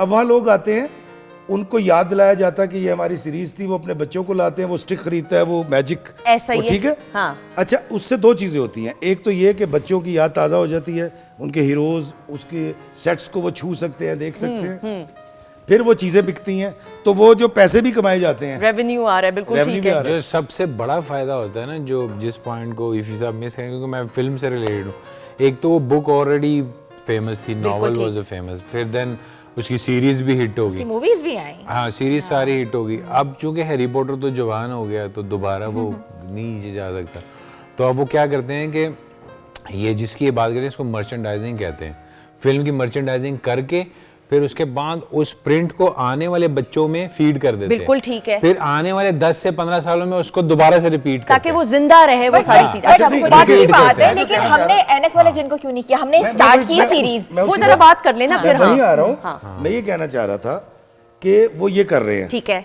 अच्छा, फिर जब मैं वहाँ वो गया, क्या कहते हैं वो, जहाँ बहुत सारे झूले, क्या कहते हैं अंग्रेजी में उसको यार, डिज्नीलैंड। डिज्नीलैंड। जब मैं डिज्नीलैंड गया तो वहाँ मैंने जाके देखा, बचपन में कुछ कार्टून्स मैंने भी देखे हैं। ऐसा ही है। मेरी उम्र के भी कार्टून उनके घर है, उसको जब आप विजिट करते हैं, हाँ। अच्छा एक तो रेवेन्यू जनरेट हो रहा है हाँ। कि जी इसकी वो थीम पार्क है ना, इतने यहाँ theme Mickey park. Mouse, Donald duck, सारे वहाँ। सिंड्रेला का, स्नो वाइट का भी। अच्छा, कुछ है। वहाँ पर छोटे बच्चे भी हैं जो हाँ। जो मतलब जो कार्टून्स देखते हैं ना, 1 साल का बच्चा वो तो खाना ही नहीं खाता ना जब तक उसके सामने लगाओ। प्राइम में बच्चे आए हैं 2-2, 3-3 साल के, उनको भी लेके जा रहे हैं। मैंने सोचा कि यार ये कर क्या रहे हैं दरअसल। मैं अब आपको बताता हूँ वो क्या कर रहे हैं। जब मैं पहली मरतबा इंडिया गया थिएटर परफॉर्म करने, तो मुझसे जो सवाल पूछे गए थे वो ये थे, सोना चांदी क्या हकीकी मियाँ बीवी हैं? बिल्कुल सही। उससे बाद मुझे पूछा गया जो एसपी है इसका अंधेरा उजाला का, क्या ये हकीकी एसपी है? जमील फखरी साहब। सही। जमील फखरी नहीं, साहब वो नहीं, कभी खान कभी साहब। खान साहब। कभी खान फिर मुझसे ये पूछा गया कि ये जो ओहो गयूर अख्तर के, ओ भाई हमें भी चाहिए था कि अंधेरा उजाला इसके हम गांव बनाते हैं। हाँ हाँ। वो अंधेरा उजाला विलेज, जिसके अंदर वो करैक्टर होते हैं, वो सेट्स होते हैं, वो चीज़ें इस्तेमाल की होती, इनको हम छू सकते और रेवेन्यू क्रिएट करते। हाँ। अब ये सारी पीटीवी की वो सीरीज थी बिल्कुल सही। जो बाद में उठाई इंडियन मूवीज ने। सही। मुझे बताएं, अंधेरा उजाला में जो आप मैसेज दे रहे थे, सोना चांदी घरों में जाकर लोगों की सुलाएं करा रहे थे, ये बाबों वाला काम, जोड़ने वाला काम तो पीटीवी का था, पीटीवी का था। लेकिन हमने नहीं किया। अब आता हूं मैं इस बात पे, यार ऐनक वाला जिन विलेज क्यों नहीं बन सकता? बन सकता है। हमारे बिल्कुल। बच्चों को नहीं पता True। व्हाट इज एनक वाला जिन। वहाँ थिएटर परफॉर्मेंस हो सकता है। रीजनरेट किया जा सकता रीजनरेट। है। और मैं जरूर खवातीनों से तभी हम इस बातचीत को और भी आगे लेकर बढ़ेंगे। बिल ये वो बतौरी में शाहकार इसको है, ले लेंगे। ये वो शाहकार है जो कि अभी भी आप पीटीवी फ्लिक्स पे भी HD क्वालिटी पे डाउनलोड करके देख सकते हैं, और अपने बच्चों को भी जरूर दिखाइए। अच्छा जी, हमारे मौजूद मेहमान हमारे साथ मौजूद है, लेकिन माहम की आवाज में खूबसूरत सा गाना, उसके बाद ब्रेक, और ब्रेक के बाद कुछ सेगमेंट्स होंगे, लेकिन उससे पहले बहुत सारी क्लैप है। माहम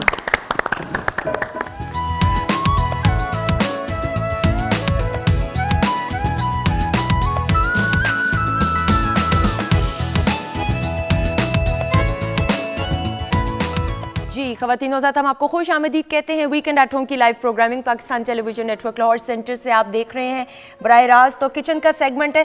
मुझे लग रहा है कोई मैंने स्टॉल लगाया हुआ शॉर्मा का। ये पैकिंग देखें इसी तरह की है, लेकिन शॉर्मा जो खाने का असल मजा है ना, इसी पैकिंग में। बिल्कुल ऐसे ही है, सॉगी भी नहीं होगा और फ्रेश रहेगा और सॉफ्ट रहेगा। बिल्कुल सही। अच्छा जी, हमने क्या अपने मेहमानों को सर्व किया, आप बताएं पहले। मैंने चिकन एंड पोटैटो क्रूकेट सर्व किया है, उसके साथ पाइनएप्पल एंड ऑरेंज लेमनेड वो सर्व। अच्छा जी, पास हुआ है इफ्तिखार भाई कि नहीं खाना? आला जी, जूस भी बड़ा मजे का है, ठीक है। और अभी खाना चखा नहीं है, मैं खा के देखता हूँ। अच्छा चले, आप खाएं आराम से। बबरे मेरे तो पेट से पूछे। वो तो दूसरी सर्विंग का इंतजार कर रहे हैं। दैट्स गुड, माशाल्लाह आपको यू पसंद माइक है। लगा के अंदर से। नहीं नहीं, that's It's amazing, it's very nice, ठीक है। very महा, nice. What about you? बहुत जी अच्छा। बहुत अच्छा टेस्ट है, वेरी नाइस। बिल्कुल सही। अच्छा जी, अब मुझे रेसिपी बताइएगा। बहुत आसान है। आलू को हम बॉईल कर लेंगे, उसके बाद मैश कर लेंगे, चिकन को भी बॉईल करेंगे नमक काली मिर्च के साथ, उसके बाद मिक्स करेंगे अच्छा सा, हरी मिर्च और हरा धनिया शामिल करेंगे, उसके बाद अंडे की हम इस अंडे में डिप करेंगे शेप देके, और ब्रेड क्रम्ब कोट करेंगे और इनको हम शैलो फ्राई कर लेंगे। केचप के साथ इसको मैंने सर्व किया है। और शवारमा एज इट इज़, आपको जो जैसे चिकन पसंद है, ग्रिल चिकन, आपको स्टीम चिकन से भी आप बना सकते हो और रोस्ट चिकन के साथ भी आप बना सकते हो। बिल्कुल सही। उसको श्रेडेड करेंगे, उसके बाद सैलेड है जिसमें शिमला मिर्च, खीरा, ऑलिव्स और बंद गोभी। ठीक है। इसको आपने बारीक सिरके के साथ 1 चम्मच और थोड़ा सा नमक शामिल करके सैलेड बना के रख लेना है। उसके बाद हम जो सॉस इसमें मैंने लगाई है, उसमें है मायो है, उसमें है चिली गार्लिक और केचप, वो मिक्स करके आपने सबसे पहले शवारमा को अच्छी तरह टोस्ट किया, उसके बाद सॉस लगाई, ऑलिव्स लगाए, वेजिटेबल्स लगाई, चिकन जो आपका तैयार किया हुआ है वो चिकन लगाया, उसको हमने रोल किया, रैप किया बटर पेपर में और सर्व कर दिया। बिल्कुल सही। और ये देखिएगा, ये इस तरह काटना है ताकि ये, अच्छा ये भी एक है साइंस इसके पीछे क्या है, ये आप बेहतर बता सकते हैं कि जी एक ही तरह काटें आप, यानी ये नहीं है कि इसको गोल काटा है तो एक को लंबा काटना है। एक ही साइज में काटेंगे। देखें शवारमा भी तो वो है लंबी शेप में, इसीलिए इसको इस तरह कट किया है। और ये देखें ये बाइट साइज में है, आपको खाने में भी ताकि मुश्किल नहीं होगी। बिल्कुल सही, very good, thank you so much माजिबीन। अच्छा जी, खवातीनो हजरात, हमारे मौजूद मेहमान हमारे साथ मौजूद है बब्रिक। आपके Guinness book of world record के बारे में ज़रूर बात करनी है, वो हमेशा हम करते हैं, लेकिन ज़रूर ये भी एक अचीवमेंट है। Guinness book of world record वालों ने ना मेरा रिकॉर्ड जो है वो एक्सेप्ट ही नहीं किया। उन्होंने कहा कि अप्लाई आपने खुद किया ऑब्वियसली। हाँ, अप्लाई मैंने किया था, तो उन्होंने कहा कि आपके लिए हमें नया क्राइटेरियन बनाना पड़ेगा। ओके। इसलिए कि मुझसे पहले किसी ने वो रिकॉर्ड बनाया ही नहीं। और ये रिकॉर्ड है? ये रिकॉर्ड है extreme multitasker of the world. Okay, extreme. यानी कि एक फिल्म को बनाने में सारे शोबे एक ही आदमी ने किए, आइडिया से लेके फिल्म के प्रिंट तक। और ये कौन सी फिल्म थी, क्या क्या कुछ ये किया? फिर तो book of world record setter एक बुक है, वो कैनेडियन बुक है, सेकंड बुक। ठीक है, ठीक है। उसमें ये जो है वो रजिस्टर्ड है। नहीं, जो फिल्म है जिस पे आपको रिकॉर्ड मिला, मौलावे was a film which was I trying to make a normal film, but ये है कि वो फिर करते करते, चूंकि टेक्नोलॉजी नहीं थी, जब मैंने 2009 में शुरू किया तो लोग यहाँ 35 mm पे फिल्म बनाते थे। मेरी पहली फिल्म थी जो डिजिटल थी। ठीक है। वाह वाह। तो मुझे सारी टेक्नोलॉजी पहले सीखनी पड़ी, पढ़ना पड़ा, फिर सारी टेक्नोलॉजी इंपोर्ट करनी पड़ी, फिर सारी टेक्नोलॉजी के ऊपर काम करके उसको खुद ही इंजीनियर करना था, असेंबल भी करना था, ऑडियो भी खुद ही डिज़ाइन करनी थी क्योंकि कोई डिज़ाइनर ही नहीं था। अच्छा। आपको डोल्बी, लोग जाते थे डोल्बी कराने के लिए बाहर, और मुझे डोल्बी खुद करनी थी। अब मेरी फिल्म के ऊपर B5.1 लिखा होता है, ठीक है, लोगों की फिल्म पे डोल्बी लिखा होता है, बिल्कुल ऐसा ही है, मगर वहाँ मेरा कोडेक चलता है, बब्रिक 5.1 फॉर सिनेमा। वाह, ये तो बड़ी बात है। तो ये सब कुछ करना, और उसके बाद फिर आपने सोचा होगा कि ये रिकॉर्ड बनता है। हाँ, वो जब सब कुछ मैंने किया, हाँ, तो मैंने रियलाइज किया कि there is no one in the world जो कि है। तो मैंने सर्च किया, जब मैंने सर्च किया तो मुझे पता चला कि Houdini was the first person who was a multitasker. ठीक है। Charlie Chaplin was a person who was a multitasker. यानी कि actor, director, Houdini singer, was a editor. magician, ये मैं जरूर बता दूँ। हाँ, he was a magician, but he was a producer, he was an actor, he was a stunt artist, and he was an editor too. और देखिए बहुत सारे लोगों को ये बात नहीं पता। हाँ, he was a writer as well. Writer, बिल्कुल ठीक है। Same चीजें Charlie Chaplin में भी थी. He was a one man show, but Charlie Chaplin was also singer and a music composer as well. ठीक है। तो ये थी। फिर उसके बाद वो ट्रेंड फॉलो किया जैकी चैन ने। ठीक है। जैकी चैन वाज अ पर्सन जिसके 5-6 डिफरेंट टाइप ऑफ शोबे थे। उसमें वो स्टंट भी करता था, एक्टिंग भी करता था, परफॉर्मेंस अपना प्रोडक्शन भी करता था, ये एडिटिंग भी करता था खुद अपने घर में ही बैठ के। 35 mm की एडिटिंग। वाह। उन्हें वहाँ रील लगाई होती थी, उसको घुमा के कैंची लगा के काट के फिर फिल्म जोड़ के आगे भेजता था। तो शॉ ब्रदर के साथ काम करता था उधर। ये हांगकांग की बात कर रहा हूँ, जो वो हांगकांग में था, तो हॉलीवुड चले गए। फिर उसके बाद वो अनदर पर्सन जो कि थाईलैंड में था, उसका नाम था टॉनी जा। ठीक है। टॉनी जा वाज अ पर्सन जिसने ओम बैग सीरीज बनाई हुई थी, प्रोटेक्टर के नाम से उसको लोग जानते थे। तो फिर वो भी हॉलीवुड अभी चला गया, उसने 2 फिल्में 3 फिल्में हॉलीवुड के साथ की। तो वो था, उसने 14 शोबे किए थे, 14। ओके। ठीक है। उसमें वो एक्टिंग, डायरेक्शन, एनिमेशन, ये वो फाइट इंस्ट्रक्टर, इस तरह के शोबे थे। आपके कितने शोबे बने? मेरे मोर देन 50 शोबे जो हैं। Really? 50? Very nice. ये तो बहुत अच्छी बात है ख़वातीन हज़रात, और ये एक अचीवमेंट है Guinness book of world record में आना और उस मेयार को कायम रखना, बहुत बड़ी बात। अच्छा जी, हमारा पहला सेगमेंट, उसकी तरफ बढ़ते हुए हमारे मोअज़्ज़िज़ मेहमान, और ये इन लोगों का तो फेवरेट सेगमेंट है ही है, आप लोगों का बहुत ही फेवरेट याद माजी का ये सेगमेंट। इफ्तिखार भाई रेडी हैं आप? बिस्मिल्लाह। आपकी माजी की यादों को तरोताज़ा करते हुए एक झलक जी।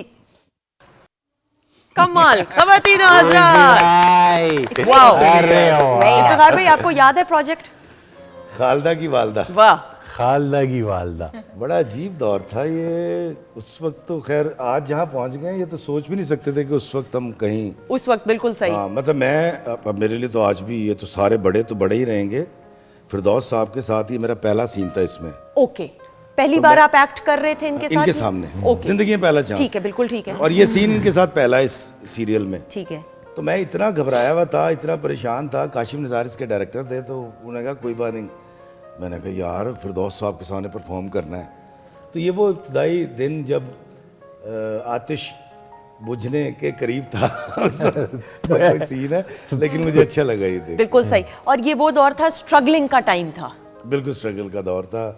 फ़ायज़ा गिलानी इसके अंदर मेरी बेगम का रोल कर रही थी। वो हर बात में रोती है इसमें ना। बल्कि इससे एक जुड़ा हुआ बड़ा कमाल वाकया ये है कि मैं 2013 में ना उम्रे पर गया पहली बार। ठीक है, माशाल्लाह। तो मैं करता ये था कि फजर की नमाज सहने काबा में बाहर पढ़ के ना, तो मुझे भागना होता था 2 किलोमीटर।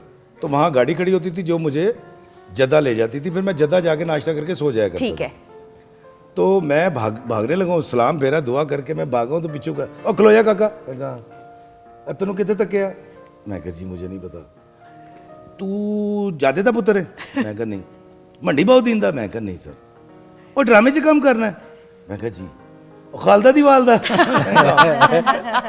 मुझे बड़ी खुशी हुई। कमाल, देखें। पहली बार मुझे पहचाना गया इस ड्रामे की वजह से और हरम शरीफ में। वाह।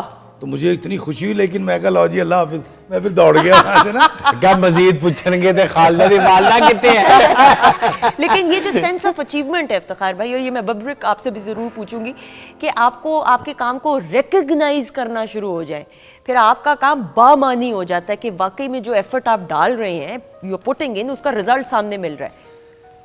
देखिए मुझसे बहुत बहुत अच्छे एक्टर मौजूद हैं। इसकी मैं मिसाल दे देता हूँ। 12 या 13 सीन है मेरे कमाली के परीजाद में। मैं कसम खा के कहता हूँ कभी आप मेरे साथ ट्रैवल कर लें, अभी आप मेरे साथ सड़क पे खड़ी हो जाए, हाँ। आप सच्ची मुच्ची परेशान हो जाएंगी। इतना सा रोल था। ऐसा ही है। 11-12 सीन है शायद। बिल्कुल। हालांकि देखिए, हाँ, आप सॉरी कथा कलामी की माफी, आप कह रहे हैं 11-12 है, लेकिन मुझे लग नहीं रहा नहीं कि ना, 11 उसका स्पैन बड़ा है। हाँ हाँ। अच्छा फिर आप उसमें आ जाए ना, अगर ये जो अभी खत्म हुआ है वो क्या कि राजा पलस्तर, छोटा सा रोल, खुदा की कसम मैं आपको बताता हूँ, ये मुझे नहीं पता लोग समझेंगे नहीं समझेंगे। जब तक मेरी नीयत ये रही 2008 से पहले कि मुझे प्रोड्यूसर बना देगा, मुझे डायरेक्टर बना देगा, जब मैं इनको रिस्क का जरिया समझता रहा, मैं भूखा मर रहा था। जिस दिन मैं ये कहकर घर बैठ गया था कि या अल्लाह तू फरमाता है कि हम तुम्हें वहाँ से दें जहाँ से तुम गुमान नहीं कर सकते, सुभान अल्लाह। वाह अब मुझे वहाँ से चाहिए, अब मैं बंदे से नहीं मांगूंगा। वाह 2008 के बाद आज तक कहीं ब्रेक नहीं लगी मेरी। माशाल्लाह। 2008 के बाद मुझे नहीं पता कि पैसे कैसे आते हैं, इज्जत कैसे आती है।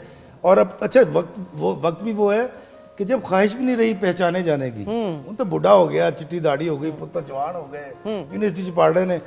और मज़ा तब आता है जब मेरे ही बच्चे की यूनिवर्सिटी है और मैं ही वहाँ गया हुआ हूँ, और उसी यूनिवर्सिटी के बच्चे मुझे जब रिसेप्शन देते हैं तो मुझे सिर्फ एक खुशी होती है कि यार यहाँ हॉल में मेरा बेटा या मेरी भतीजी बैठी हुई है, वो कितना खुश हो रही हो, उसके बाप की या उसके चचा की कितनी से, बस इतना। ऐसा ही है। लेकिन आप यकीन कर लीजिए राज़िक अल्लाह है, आपकी नीयत साफ़ हो, आप अल्लाह के बंदों से मोहब्बत करते हो, उनके लिए इतनी आसानी पैदा कर दें, ये तो रिस्क का मामला तो बड़ा छोटा मामला है, बहुत छोटा मामला है। बिल्कुल। लेकिन जब मैं तकलीफ दूंगा आपको, लेकिन जब मैं जलील करूंगा इंसानों को, जब मैं तकब्बुर करूंगा, खुदा की कसम ये थका देता है रिज़्क के अंदर। ऐसा ही है।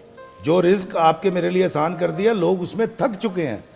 अभी आप सुबह उठे, आप देखें कोई रेडी वाला जा रहा है, कोई साइकिल वाला जा रहा है, कोई बैटरियाँ लेके जा रहा है, मैं देखता हूँ और मैं उस वक्त वॉक करने जा रहा होता हूँ, मुझे कोई काम नहीं है, मैं गाड़ी में और मेरी बीवी आराम से हम जाके वॉक करते हैं, माली अपना काम कर रहा होता है, रिक्शे वाला रिक्शा चला रहा है, स्टैंड वाला पर्चियाँ काट रहा है, और सवेरे सवेरे कम ते आ जाते हैं। और वो भी ये वाला मौसम है कि जिस पे आपका दिल नहीं करेगा घर से बाहर निकलने को, लेकिन ये वो लोग हैं कि रोजगार के हसूल के लिए कि शायद उनका कुछ एक माल बिक जाए तो एक वक्त की रोटी या शायद आधे वक्त की रोटी उनके घर वालों को मिल जाए, नसीब हो जाए। आपको अल्लाह ताला का ख़वातीन इज़्ज़त उठते बैठते शुक्र अदा करना चाहिए कि खुदा ने आपको, मुझे बड़ी प्यारी दुआ, और ये दुआ दी मुझे कुछ अर्सा पहले, मुझे समझ पहले नहीं आती थी, अकल उकल नहीं होती। जब आप माँ बाप बनते हैं ना, तब आपको औलाद की सेहत, लंबी उम्र की दुआ की समझ आती है कि अल्लाह ताला आपकी औलाद को लंबी उम्र दे, अच्छी से दे, तब आपको समझ आती है ये दुआ।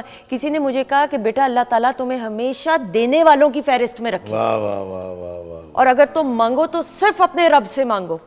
इससे ज़्यादा खूबसूरत दुआ क्या हो सकती है ख़वातीन? तो अल्लाह ताला का करोड़ों बार शुक्र अदा करें कि अल्लाह ताला ने अगर आपको वसाइल से, नेमतों से नवाजा है तो आप देने वालों की फहरिस्त में से हैं। मैं एक और गुजारिश करता हूँ, हमारे यहाँ बहुत इस्तराब पाया जा रहा है इस वक्त, और मैं इसको अपने जैसे नाम नेहाद अदीबों की नाकामी करार देता हूँ। हम मैसेज नहीं पहुँचा सके शायद। आप यकीन कर लीजिए कि सिर्फ ये देखें कि आज से 5 साल पहले आप कहाँ थे, 10 साल पहले कहाँ थे। अगर आज आप बेहतर जगह पे है ना, तो इस मुल्क को बुरा मत कहें, नहीं, इसके निज़ाम को बुरा मत कहें। इसका निज़ाम हमने चलाना है। बिल्कुल सही। ये मुल्क देने वाला है। वो वाली बात इफ्तिखार इफ़ी बार बार अपने आप से करते हैं, यार तूने मुल्क को क्या दिया है। ऐसा ही है, बिल्कुल ट्रू। तो अब होता क्या, मैं आपको बताऊं, हमें मिलता ज़रूर है, जो मैंने तय कर रखा है वो नहीं मिल रहा, तो मैं कहता हूँ यार कुछ नहीं मिल रहा, बेड़ा गर्क हो गया। ऐसा ही है, ट्रू। ऐसा नहीं है। वो बाबा जी इशफाक साहब फरमाया करते थे कि अपने हाल पे राजी रहना। साहिब हाल वो होता है जो हाल पे राजी रहे। माजी गुजर गया, ठीक नहीं कर सकते। मुस्तकबिल की प्लानिंग जरूर करें, लेकिन किसने देखा मुस्तकबिल, मुझे तो नहीं पता मैं यहाँ से जिंदा जाऊंगा। लम्हा मौजूद सही है तो अल्हम्दुलिल्लाह। और आप यकीन कर लीजिए कि ये कौम जब तरक्की करेगी, तो मैं कसम खा के कहता हूँ, पता नहीं मैं हूँगा नहीं हूँगा, लेकिन दुनिया इतनी लंबी टाइम मुझसे लगेगा, बदलता पता नहीं मैं हूँगा कि मैं, हाँ मैं 55 साल का हो गया ना यार, जिंदगी का कुछ नहीं पता। लेकिन इसकी कामयाबी, इसकी तरक्की पूरी दुनिया देखेगी। बिल्कुल ऐसा ही है, और अब देख रही है अल्हम्दुलिल्लाह। पाकिस्तान हमारा मुल्क है ख़वातीन, तो आपको शनाख्त आपके मुल्क की वजह से मिलती है, आपको अपने नाम से शनाख्त नहीं मिलती। आप पाकिस्तान से बाहर कदम जब रखते हैं, तो ये सिर्फ वो मुल्क है जिसकी वजह से आपकी इज्जत पूरी दुनिया में है। सो अल्लाह ताला का करोड़ों बार शुक्र अदा करते हुए। अच्छा जी बब्रिक, रेडी हैं आप हाँ। आपकी माजी की यादों को तरोताज़ा करते हुए? अल्लाहु अकबर। जी कमाल। चाय नहीं, सॉरी चाय चलो नहीं, चाय का कप हो जाए। बड़ी मेहरबानी। Same personality. You have not changed a bit. ये आपको मालूम है प्रोजेक्ट का नाम? टू बी वेरी ऑनेस्ट मैं भूल गया हूँ। Okay. But I do remember कि ये मैंने किया था लाहौर में। ठीक है। सो आई नो कि ये आउटसोर्स है, पीटीवी घर है, प्रोजेक्ट ड्रामा सीरियल घर। घर है। अच्छा अच्छा, बिल्कुल। इसमें और भी कैरेक्टर्स थे, आई डू रिमेम्बर। सारा चौधरी भी थी। ऐसा ही है। वो वक्त था जब सारा काम कर रही थी। हाँ, अब तो शादी शुदी होगी, फिर उसके बाद उसने छोड़ दिया। बिल्कुल सही। Eight that time she was working. तजुर्बा, एक्सपीरियंस, पीटीवी के लिए काम करना, छोटी स्क्रीन के लिए, छोटी स्क्रीन तो नहीं मैं कहूंगी, माजरत दोबारा से मैं आई टेक सबसे बड़ी screen, I take my words back. मैं स्क्रीन तो छोटी ही है, हाँ। देखिए उसका एक्सपेंशन काम बड़ा है उसका, बिल्कुल सही। डिलीवरी ज्यादा। लेकिन टीवी के लिए काम करना जो तजुर्बा, और पीटीवी के लिए करना, PTV was always a wonderful experience. जब भी हम पीटीवी के लिए काम करते हैं, पीटीवी के इटसेल्फ होम हाउस प्रोडक्शंस जो हैं वो मैंने ज़्यादा एंजॉय किया as compare to the private production. ठीक है। यानी कि पीटीवी के ये था कि एक तो आप पीटीवी क्वेटा के साथ मैंने किया, 2 उर्दू सीरियल उनके साथ किए। बताइए ना पीटीवी क्वेटा के बारे में बताइए, वो पीटीवी एक्सपीरियंस। क्वेटा के साथ मैंने सकूत किया, एक drama was a very nice. एक और ड्रामा था वहाँ के प्रॉब्लम्स के हवाले से था, डैम्स वगैरह के बारे में था कि वो लोग वहाँ नहीं बनाते, हालांकि वहाँ ज़मीन बहुत ज़्यादा है, तो वहाँ के लोग, तो उस एंगल से उन्होंने वो लिखा था। कुछ माशरती और मसाइल थे। Was a very good experience. अच्छा था, रहना सहना, वहाँ का खाना पीना तो अच्छा है। उनके साथ सरीना था, वहीं ठहर जाते थे बस और कहीं नहीं जाना, यही ठहर। लेकिन बब्रिक, तारिक शाह साहब के साहबजादे होने का आपको फायदा हुआ या जिम्मेदारी ज्यादा हुई, या आपको लगता है एटलीस्ट इट वाज इजी कि आपको ऑडिशंस के फेज के थ्रू वो उस फेज से नहीं गुजरना? देखिए, strategy is always to be successful in your life, it requires strategy. ठीक है। मेरे वाले साहब की वो स्ट्रेटजी थी जो इनकी स्ट्रेटजी थी। ओके। वो थी वो स्ट्रगल, और मेरी स्ट्रेटजी जो थी वो थी सेल्फ स्ट्रगल, क्योंकि मैंने उनको देखा था और मैंने शान को भी आते हुए देखा था, मैंने सऊद को भी आते हुए देखा, मैंने रैम्बो को भी देखा, मैंने और आर्टिस्टों को भी देखा। ठीक है, बहुत सारे आर्टिस्ट जो मेरे सामने आए फिल्म के हवाले से बात करें, तो मुझे पता था कि कहाँ कहाँ उनकी स्ट्रगल, वो सारे स्ट्रगलर्स थे। ठीक है, मैं चाहता था कि ऐसे आप स्ट्रगल करें कि लोग आपको बुलाएं। That was my idea towards my father के यार हमें ऐसे काम करना है कि हमें लोगों के पास ना जाना पड़े, लोगों की ज़रूरत बन जाए और वो कहें कि यार आप आएँ। ठीक है। तो that's how we started in a struggle के आपको शुरू से ही फाइट सीखनी, आपको शुरू से ही जो है डांस आना चाहिए, आपको शुरू से ही जो है वो एक्टिंग क्लासेस के लिए मैं मोहम्मद अली साहब के पास जाया करता था। अच्छा, ओके। हाँ, फिर इस तरह नदीम बेग साहब के पास कभी कभी मुलाकात होती थी, तो उनसे बहुत सीखने को मिलता। तलत हुसैन साहब से बड़ा अच्छा, लेकिन अब टर्न बाय टर्न ना, इतने बड़े बड़े लोगों के नाम एक फ्लो में तो नहीं आपने बताने। मोहम्मद अली साहब के बारे में बताइएगा, किस तरीके से सीखा, क्या कुछ सीखा, ये बताइए। उनसे डायलॉग डिलीवरी यानी कि कैसे वो बताते थे, उनका एक स्टाइल था अपना, मैंने उसको फॉलो करने की कोशिश की, मगर वो उन्हीं पे ही सूट करता था। अच्छा। मगर मैंने उसे लर्न 3 चीज़ें की, वो थी stress, pauses and delivery. Okay. ठीक है। स्ट्रेस, पॉजेज एंड डिलीवरी जो थी ये उन्होंने मुझे सिखाई कि आपको कैसे बोल। उनका स्टाइल था वो अखबार पढ़ते थे, तो कहते थे अखबार की जितनी भी हेडलाइन है इनको डायलॉग्स की तरह पढ़ा करो। अच्छा, ये उनका स्टाइल था, ये उन्होंने मुझे सिखाया था कि बेटा तुमने जब डायलॉग पढ़ने हैं ना तो अभी तुमने स्क्रिप्ट नहीं देखना, अभी तुमने आदत बनाओ अखबार पढ़ने की। तो ऊंची आवाज में। हाँ, उस अखबार की जितनी भी सुर्खियां हैं उनमें स्ट्रेस और पॉजेस डालकर पढ़ो खुद के। कमाल। तो वो स्ट्रेस एंड पॉजेस, तो मैंने कुछ अर्सा उसको प्रैक्टिस किया, फिर उस प्रैक्टिस को छोड़कर मैं वो प्रैक्टिस स्क्रिप्ट पर करता था। और वो खुद रेडियो के थे, इस वजह से भी हो सकता है कि वो ज्यादा वजादार बहुत वो थे। उनकी आवाज़, स्पेसिफिक आवाज़ जो है मोहम्मद अली साहब की, उनकी पर्सनालिटी की सबसे बड़ी खूबी एक तो उनकी अपनी शख्सियत थी, ठीक है, अल्लाह ने एक और जन्नत नसीब था, करे। आमीन सुम मगर आमीन। दूसरी चीज़ ये है कि वो अच्छे उस्तादों में से भी थे। ठीक है। Very good human being as well. कोई ऐसा वाकया जो आपने विटनेस किया हो इसी हवाले से? एक दफ़ा मैं उनके साथ इसी तरह ड्राइंग रूम में बैठा हुआ था, तो वो अपने ड्राइंग रूम में एज इट इज़ बैठते थे इसी तरह ही एक चेयर पे, और फिर सारे लोग दाएं बाएं खाना पीना आ जाता था। तस्वीरें लगी हुई थी सारी, हाँ, उनकी परफॉर्मेंस लगे अपनी, हाँ ये वो, तो वो उन्होंने, हमारा तो चूंकि बचपन से आना जाना था, हाँ। तब मैं बड़ा हो गया था, तो ऐसे हम बैठे हुए थे, तो एक दफ़ा उन्होंने कोई बात की, उन्होंने अब्बू ने मेरे कहा कि ये अजूबुल के साथ फिल्म कर रहा है, तो उन्होंने कहा अच्छा कोई बात करने लगे, तो मैंने टोक दिया एकदम, फिर बात करने लगे, मैंने फिर टोक दिया एकदम, अच्छा मैंने तीसरी दफ़ा फिर टोक दिया।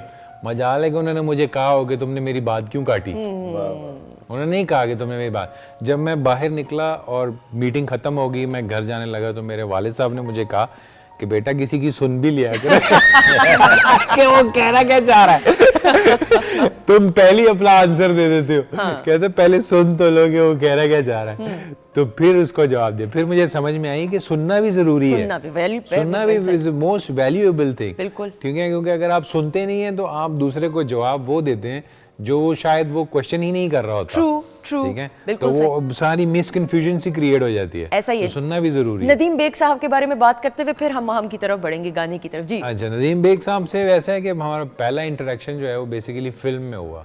पहली फिल्म में मेरे वाले साहब थे, फिर दूसरी फिल्म में भी उनके साथ हुआ, फिर तीसरी फिल्म में भी वो मेरे ग्रैंडफादर बने, तो मैंने उनके साथ 3-4 फिल्में इकट्ठी की।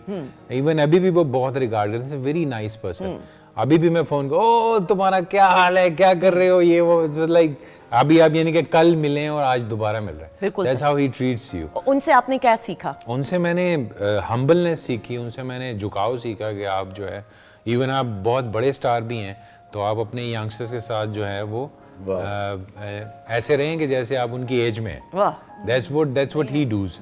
और हालांकि अजबुल साहब मुझे कहते थे इसके साथ मत बैठा करो, मैं कहा सर आप अजबुल हैं, मैं बबरिक Shah, there's a difference between you and me। मैं कहा आपके साथ बेशक वो और तरह के, मैं उनके साथ बच्चा हूँ, मेरे साथ वो और तरह ट्रीट करते हैं। तो वो very nice person. Talat Hussain साहब से भी इस तरह ही बहुत कुछ बिल्कुल सही। अब you've been blessed माशाल्लाह कि आप इन बड़े लोगों में आपका उठना बैठना हुआ, तो अगर आप नहीं भी सीख रहे हैं, वो बैठ के किसी क्लासरूम में नहीं भी सिखा रहे, तो उनकी शख्सियत के मुख्तलिफ अंदाज बड़ी से आप चीज़ें जो है ना, मैं आपको बताता हूँ, जब आप लर्न करना चाहते हो ना किसी भी चीज़, तो हम जब मैं बॉडी बिल्डिंग किया करता था, आई was a divisional champion here in Lahore, तो मैंने बॉडी बिल्डिंग से सीखा कि जब भी आप सीखना चाहते हैं तो you should be work with experienced person.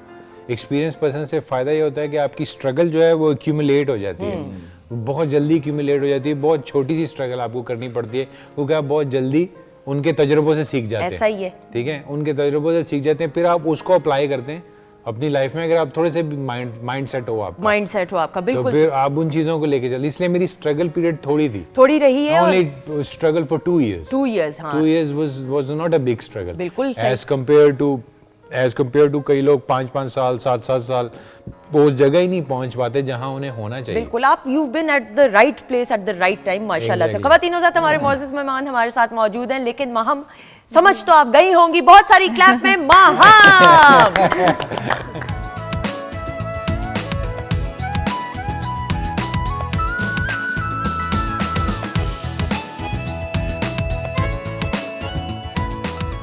जी ख़वातीन हज़रात, हम आपको खुश आमदीद कहते हुए हमारे मौजूद मेहमान हमारे साथ मौजूद हैं। इफ्तिखार इफ़ी साहब मौजूद हैं, बबरिक शाह मौजूद हैं, हिना मौजूद हैं, माहम हैं, शेफ़ माजबीन बैठ चुकी हैं, क्यों ना बैठें, खाना पका चुकी हैं वो, और प्रेजेंटेशन भी हम फाइनल आपको दिखाएंगे। हिना, बहुत सारे लोग सवाल भी कर रहे हैं और आपके फैंस पूछना भी चाह रहे हैं, I wanted to ask you as well. हमने देखा आपके इंस्टा पेज पे, अभी आपने हाल ही में टूर भी किया है, इंग्लैंड का किया, कनाडा का किया? There were 3 countries as Canada, Turkey and Qatar. excellent as a fashion designer. As a fashion designer, as a host, but more of like जो मेरा काम है वो तो बिल्कुल डिजाइनिंग से रिलेटेड ही है. होस्टिंग तो it's like side by side. तो being a fashion designer I have exhibited और इसका मेरे फैशन शोज थे. और जब पाकिस्तान से बाहर जाते हैं तो आपको पता लगता है कि आपका काम किस लेवल का है. सच बताओ कैसा रिस्पॉन्स है, क्योंकि खवातीन उधर तो चाह रही होती हैं कि कोई इधर से डिजाइनर्स आए अपना एग्जीबिशन करें तो वो देखिए कपड़े पाकिस्तान से बाहर लोगों के लिए इतनी आसानी से रसाई नहीं है. लोग अपना ब्राइडल्स नहीं खरीद सकते. ऑनलाइन ऑर्डर करते हुए वो डरते हैं कि शायद उनको वो चीज़ मिले या ना मिले. तो जब डिज़ाइनर खड़े होते हैं तो ऑब्वियसली उनके लिए कस्टमाइज बिस्पोक ब्राइडल्स भी बना लेते हैं हम लोग. ऑर्डर्स भी मिल जाते हैं और जो हम अपनी कलेक्शन लेके जाते हैं वो भी सोल्ड आउट हो जाती है. तो पाकिस्तान से बाहर बाकी डिज़ाइनर्स को बहुत अच्छा रिस्पॉन्स मिलता है. मैं कहती हूँ कि जो लोग इस फील्ड में आना चाहते हैं और जो आ भी रहे हैं उनको जाना चाहिए. आपको पता लगता है आपका काम किस लेवल पे पहुंचा हुआ है, लोगों को क्या पसंद है क्या पसंद नहीं है. और फिर जब आप पाकिस्तान का एक इमेज लेके जाते हो कि पाकिस्तानी फैशन जो है वो इमर्जेंट फैशन है और पूरी दुनिया में इस वक्त हमने काफ़ी लोगों को मात दे दी हुई है. अपने बॉर्डर्स को तो हमने बहुत अरसे से ही हमने ना पीछे छोड़ा हुआ है. और पाकिस्तानी डिज़ाइनर सबसे ज़्यादा आपके पास क्लाइंट ही 7 वाले बॉर्डर्स के हैं. बिल्कुल सही. Can you imagine that? तो जो हम लेटेस्ट ट्रेंड्स देख रहे हैं फैशन के, मुझे तो लगता है हमारी बच्चियों में बड़ा शऊर बेदार हुआ है. ख़वातीन में भी अवेयरनेस आई है व्हाट टू वेयर, क्या चीज़ उनको सूट करती है. वरना और सोशल मीडिया की वजह से obviously electronic media, social media, print media, ये मीडियम तमाम बहुत इंपॉर्टेंट है. आपको क्या लगता है? Social media plays a very vital role. और इस तरह है कि जैसे अगर कोई जैसे आपका मिलानो में या फ्रांस में कोई एक कलर इन हो गया है तो वो फ़ौरन इमर्ज हो जाएगा. फ़ौरन आएगा, हम वो कलेक्शंस बनाएंगे और वो हम अपने हिसाब से बनाएंगे. हमने कंटेम्प्रेरी कलेक्शंस ईस्टर्न वेस्टर्न को ब्लेंड करके हम बनाते हैं कलेक्शंस. और ब्राइडल, पाकिस्तानी ब्राइडल आज मैं बता रही हूँ सबसे ज़्यादा पहना जा रहा है बिल्कुल ऐसा ही पूरी दुनिया में. और कभी किसी ज़माने में होता था कि नहीं, इंडो पाक ब्राइडल जो होते थे वो हमेशा से पीछे होते. अब गोरे तक जो हैं वो कहते हैं कि do you have Pakistani outfit, do you have a Pakistani shalwar kameez. आते हैं, स्पेशली आते हैं आपके स्टॉल्स पे लेने के लिए. जो कलर्स की रिचनेस है माहम हमारे लिबास में. और लेकिन जिस तरह हम सिंगिंग की भी बात करते हैं, हर सिंगर का एक अपना स्टाइल होता है, स्टाइल स्टेटमेंट होती है जिसको कैरी करना होता है, जिस तरह के वो गाने गा रहे होते हैं. आपके लिए कितना आसान रहा सोशल मीडिया की वजह से उस स्टाइल को समझना कि आपने किस तरह अपने आप को प्रेजेंट करना है गाना गाते हुए? जी बिल्कुल, मेरी हमेशा कोशिश होती है कि मैं थोड़ा डिफरेंट कर सकूं. बिकॉज जब आप डिफरेंट करते हैं तभी आप थोड़े से प्रोमिनेंट भी होते हैं और अपने ही अंदाज से आना चाहिए. मतलब आप कॉपी तो आप किसी को भी कर सकते हैं. क्योंकि मैंने आपको कभी फोर्सफुली नहीं देखा प्रेजेंट करते हुए अपने आप को, इन द सेंस कि एक होता है कि भाई बस आपने ये लिबास पहना है या अपने आप को उस तरह प्रेजेंट सिंगिंग पे कर रही हैं क्योंकि you have to do it. आप ओन करती हैं अपने स्टाइल को. जी बिल्कुल. मुझे लगता है कि अपने अंदर इतना कॉन्फिडेंस आपको होना चाहिए कि आप कुछ भी मतलब पहन रहे हैं या आप किसी भी तरीके से अपने आप को कैरी कर रहे हैं तो आप उसको अच्छे से प्रेजेंट कर सकें. इसमें आपकी वालदा का कितना अहम किरदार है? बहुत ज़्यादा. मैं हमेशा उनसे जो है वो मशवरा करती हूँ कि मैं क्या पहनूं और वो जिस चीज़ को कहती हैं कि ये ना करो तो मैं वो नहीं करती. और जिसको वो जो है वो कहते हैं ना अप्रूवल कर देती हैं तो मैं कहती हूँ कि ठीक है मैं यही पहनूंगी. तो उनकी मुझे बहुत सपोर्ट रही है हमेशा से. एक्टिंग का शौक नहीं रहा? आपकी कजन भी शीन है, तो ज़ादा रहमान साहिबा की आप बेटी हैं, ऐसा कैसे हो सकता है एक्टिंग का ना शौक हुआ? बिल्कुल, मेरे फैमिली में सब एक्टर्स ही हैं. तो वाहिद सिंगर है. मैं वाहिद सिंगर हूँ. सही बात है. वालदा भी तो एक्ट्रेस ही थी. बिल्कुल डिफरेंट मेरा प्रोफेशन हो गया और सिंगिंग का ही रहा और सिंगिंग को ही कंटिन्यू कर रही हूँ. कोई पता नहीं आगे एक्टिंग भी आ जाए. बिल्कुल सही. लेकिन मुझे आपकी पर्सनालिटी में एक मैच्योरिटी नजर आती है और मुझे लगता है आइंदा आने वाले दिनों में आप एक्टिंग कर सकती हैं. तो मैं सही कह रही हूँ कि नहीं? ये राइटर का तज्जिया बोलेगा. गा सकता है ना. इसका सिंपल असूल ये है, रिदम को जो जानता है या रिदम के ऊपर थिरक सकता है वो एक्टिंग कर सकता है. बिल्कुल सही, बिल्कुल सही. अच्छा जी, लास्ट सेगमेंट, म्यूजिक चेंज कीजिएगा. क्या होने वाला है आपके ख्याल में? म्यूजिक बदलिए है ना. अल्लाह खैर करे, क्या होने वाला है? खतरनाक म्यूजिक लग गया. चेक तो मिल नहीं सकता. उसके लिए तो इससे ज्यादा खतरनाक म्यूजिक लगाना पड़ेगा. वो हम कैश देंगे आपको डायरेक्ट. माहम, क्या होने वाला है? कुछ बहुत इंटरेस्टिंग सा लग रहा है. Let's see. It's very suspense. बिल्कुल. अच्छा, मुझे भी डर लग रहा है म्यूजिक सुन के. वैसे एक क्लिप दिखाया जाएगा आपको. ओके. उस क्लिप को गौर से देखिए, सुनिए, समझिए, ऑब्जर्व कीजिए. टर्न बाय टर्न जब वो क्लिप खत्म होगा तो एक एक सवाल आपसे किया जाएगा उस क्लिप से मुताल्लिक. कुछ भी हो सकता है, कुछ भी. डायलॉग से रिलेटेड, सीन से मुताल्लिक, कुछ भी. रेडी हैं आप लोग सारे? उस स्क्रीन पे ख़वातीनो ज़रा क्लिप दिखाएंगे अब. जी, एक तो क्लैप हो जाए डोडी आपा. कमाल. इफ्तिखार भाई कुछ कहना चाहेंगे पहले दुर्दाना आपा के बारे में? ये वो लोग हैं, ये वो इंस्टीट्यूशन थे जिनको देख के हमारे अंदर रग़बत पैदा हुई कि हम एक्टिंग करें, तो ये बहुत बड़े लोग हैं। बिल्कुल सही। आपको इत्तेफाक हुआ बब्रिक दुर्दाना आपा से काम मुलाकात? मैंने इनके साथ नहीं किया मगर प्लेज मैंने बहुत देखे, स्पेशली इनका स्टाइल मुझे ना ये वाला हाँ। पूरी डायलॉग पे आती थी वापस घूम कर। एक और ही लेवल इनका रहा है एक्टिंग का, उसका मुकाबला नहीं किया जा सकता। ऐसे ही। बिल्कुल सही। अच्छा जी, म्यूजिक चेंज कीजिएगा, सवालात इनसे कर ले अभी इनसे कर ले। चलो कोई बात नहीं, क्लिप जिससे अपनी मर्जी। दिखा रहे। नहीं, सवाल इनसे कर ले, एक अगले क्लिप का मैं जवाब दूँ। नहीं, अगला क्लिप नहीं, यही क्लिप है, इसी से रिलेटेड सबसे। अच्छा, ठीक है। अच्छा अभी क्या है? पहला सवाल बब्रिक के लिए। चलो बताओ। दोनों लेडी किस फैशन की बात कर रही हैं? करंट फैशन की, यानी जो अभी सुना है कि ये फैशन जो है ना वो बड़ा फेमस है आजकल, तो यानी कि आजकल के फैशन की बात करें। नंबर भी है एक। अभी नहीं नंबर नहीं मैंने नोट किया, मगर ये नोट किया कि वो आज की जदीद फैशन की बात करें। हिना आप बताएं। 1930s। एक्सीलेंट, बिल्कुल ठीक। 1930s के फैशन की बात एक्स्ट्रा बोनस पर। हिना वो डिजाइनर है ना, तो क्लिप भी तो उसी की। हाँ, मैंने नोट नहीं किया 1930s। म्यूजिक चेंज जी। इफ्तिखार साहब फोकस कर ले, सोचें जरा। मिसेस जुबैरी ने किस रंग का बैग पहना या पकड़ा हुआ था? रेड कलर का। नहीं, मिस्टेक कर गया। बोलना नहीं, टर्न बटन। अच्छा, बाहर गया। होगी मिस्टेक होने हार की। गया। आगे दूसरा सवाल। सोच लें कोई और। ग्रीन। नहीं, ये तो अंदाजे हो अच्छा गए एक ना। मिनट, एक सेकंड। नहीं, मुझे नहीं याद। अच्छा ओवरलैपिंग नहीं, टर्न बटन। आप नहीं, मुझे नहीं याद। ओके, आप में से किसी को आता हो? किस रंग? मुझे ऐसे गुमान पड़ता है कि उन्होंने सफेद रंग का जो बिल्कुल ठीक, एक्सीलेंट। सफेद रंग का क्योंकि बैग। मेरी मेमोरी फोटोग्राफी के इसलिए। Very good. अच्छा जी, हिना रेडी हैं आप? म्यूजिक। मिसेस जुबैरी के हस्बैंड कहाँ गए हुए हैं? एक सेकंड पहले टर्न बटन। मिस भाई के हस्बैंड कहाँ गए हुए? हाँ, अच्छा ये जरा डिफरेंट था। अच्छा अपने अपने किसी को नहीं आ रहे जवाब, दूसरों के आ रहे हैं। मैं बता देता हूँ, नहीं। मैंने तो दूसरों के भी बता दिए, ये गलत हुआ है। एक सेकंड। Out of country. हाँ, out of country. Out of country. चलो ये बता दिया बस। हाँ, आउट ऑफ कंट्री। कहीं गए हुए हैं। मैं बताऊँ एग्जैक्टली। तो दुबई शुबई जाते थे। नहीं हार मान गई। हाँ, आई डोंट नो। एक सेकंड पहले माहम को भी चाह। माहम।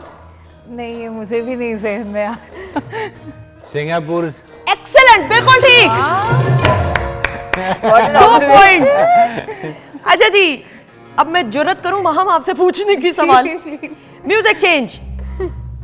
मिसेस नूर शुरू में जो कपड़े दिखा रही थी उसका रंग क्या था? एक सेकंड, टर्न बाय टर्न। ये मैं बताऊंगी। शुरू में जो मेरी मेमोरी फोटोग्राफी के तूने सारे फोटोग्राफिक सवाल पूछ लिए सिवाय एक के। ब्लू।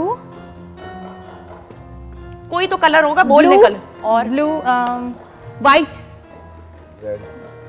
अच्छा एक आहिस्ता सी आवाज है, ये रेड के अगर सही हुआ तो आई लाइक द स्पिरिट। बिल्कुल नहीं। मुझे लगे काफी सारे ड्रेसेस थे, तो आप में से किसको जवाब आता है? ये पता करेंगे नहीं, मैं अंदाजे से बताएं। बताता हूँ। या तो वो मिसेस सवाल करना। मिसेस नूर शुरू में जो कपड़ा दिखा रही थी उसका रंग क्या था? अच्छा, ये या ग्रे या व्हाइट में से कोई एक कलर था। नहीं। जो उन्होंने दिखाया यूं करके कि इसमें हाँ। इसमें जो है ये बारीक ड्रेस है, देखना। बारीक है। हाँ, ये रंग बारीक। है इधर। हाँ, इधर है तो व्हाइट ही वो था। लास्ट में था, वो लास्ट में था, शुरू में। शुरू में। अच्छा, शुरू में मैंने नोट नहीं ग्रीन किया। था। आप किसका? ग्रीन था। शुरू में मैंने नहीं नोट किया। गोल्ड। बिल्कुल ठीक, गोल्ड था।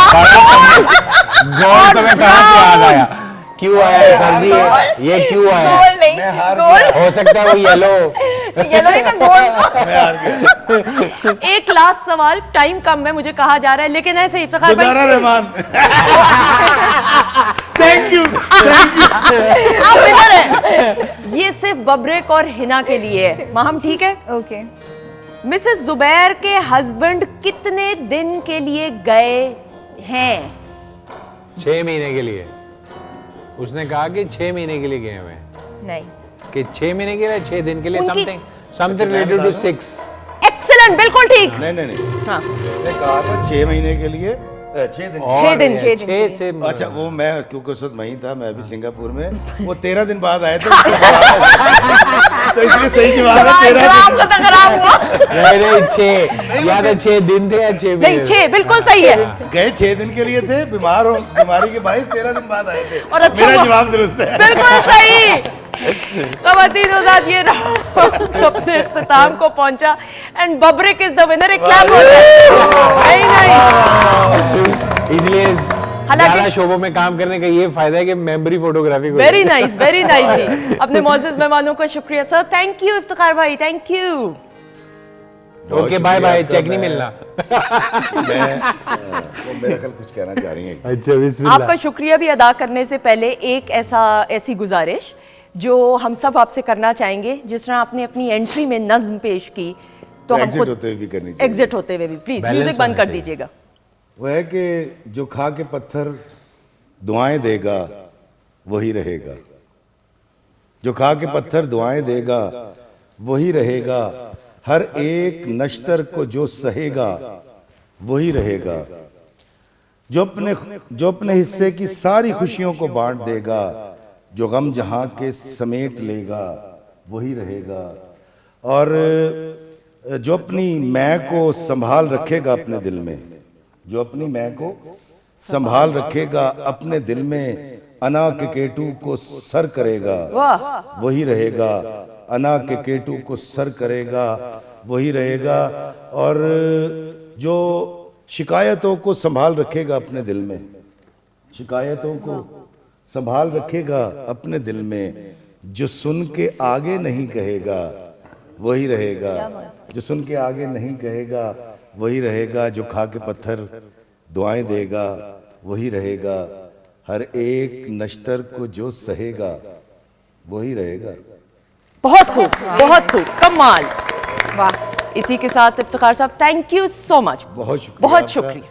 पीटीवी का शुक्रिया, मोहसिन जाफर का शुक्रिया, इन साजिंदों का, सेट वालों का, इन कैमरामैन का, आपका, आप तमाम का शुक्रिया, और अल्लाह ताला आप सबको, देखने वालों को, पीटीवी को आबाद रखे। आमीन सुम आमीन। Babrak, thank you so much. Thank you so much. इतनी सारी दुआएं इन्होंने दे दी हैं, अब मैं भी यही कहूँगा कि सबका बहुत बहुत शुक्रिया और आमीन।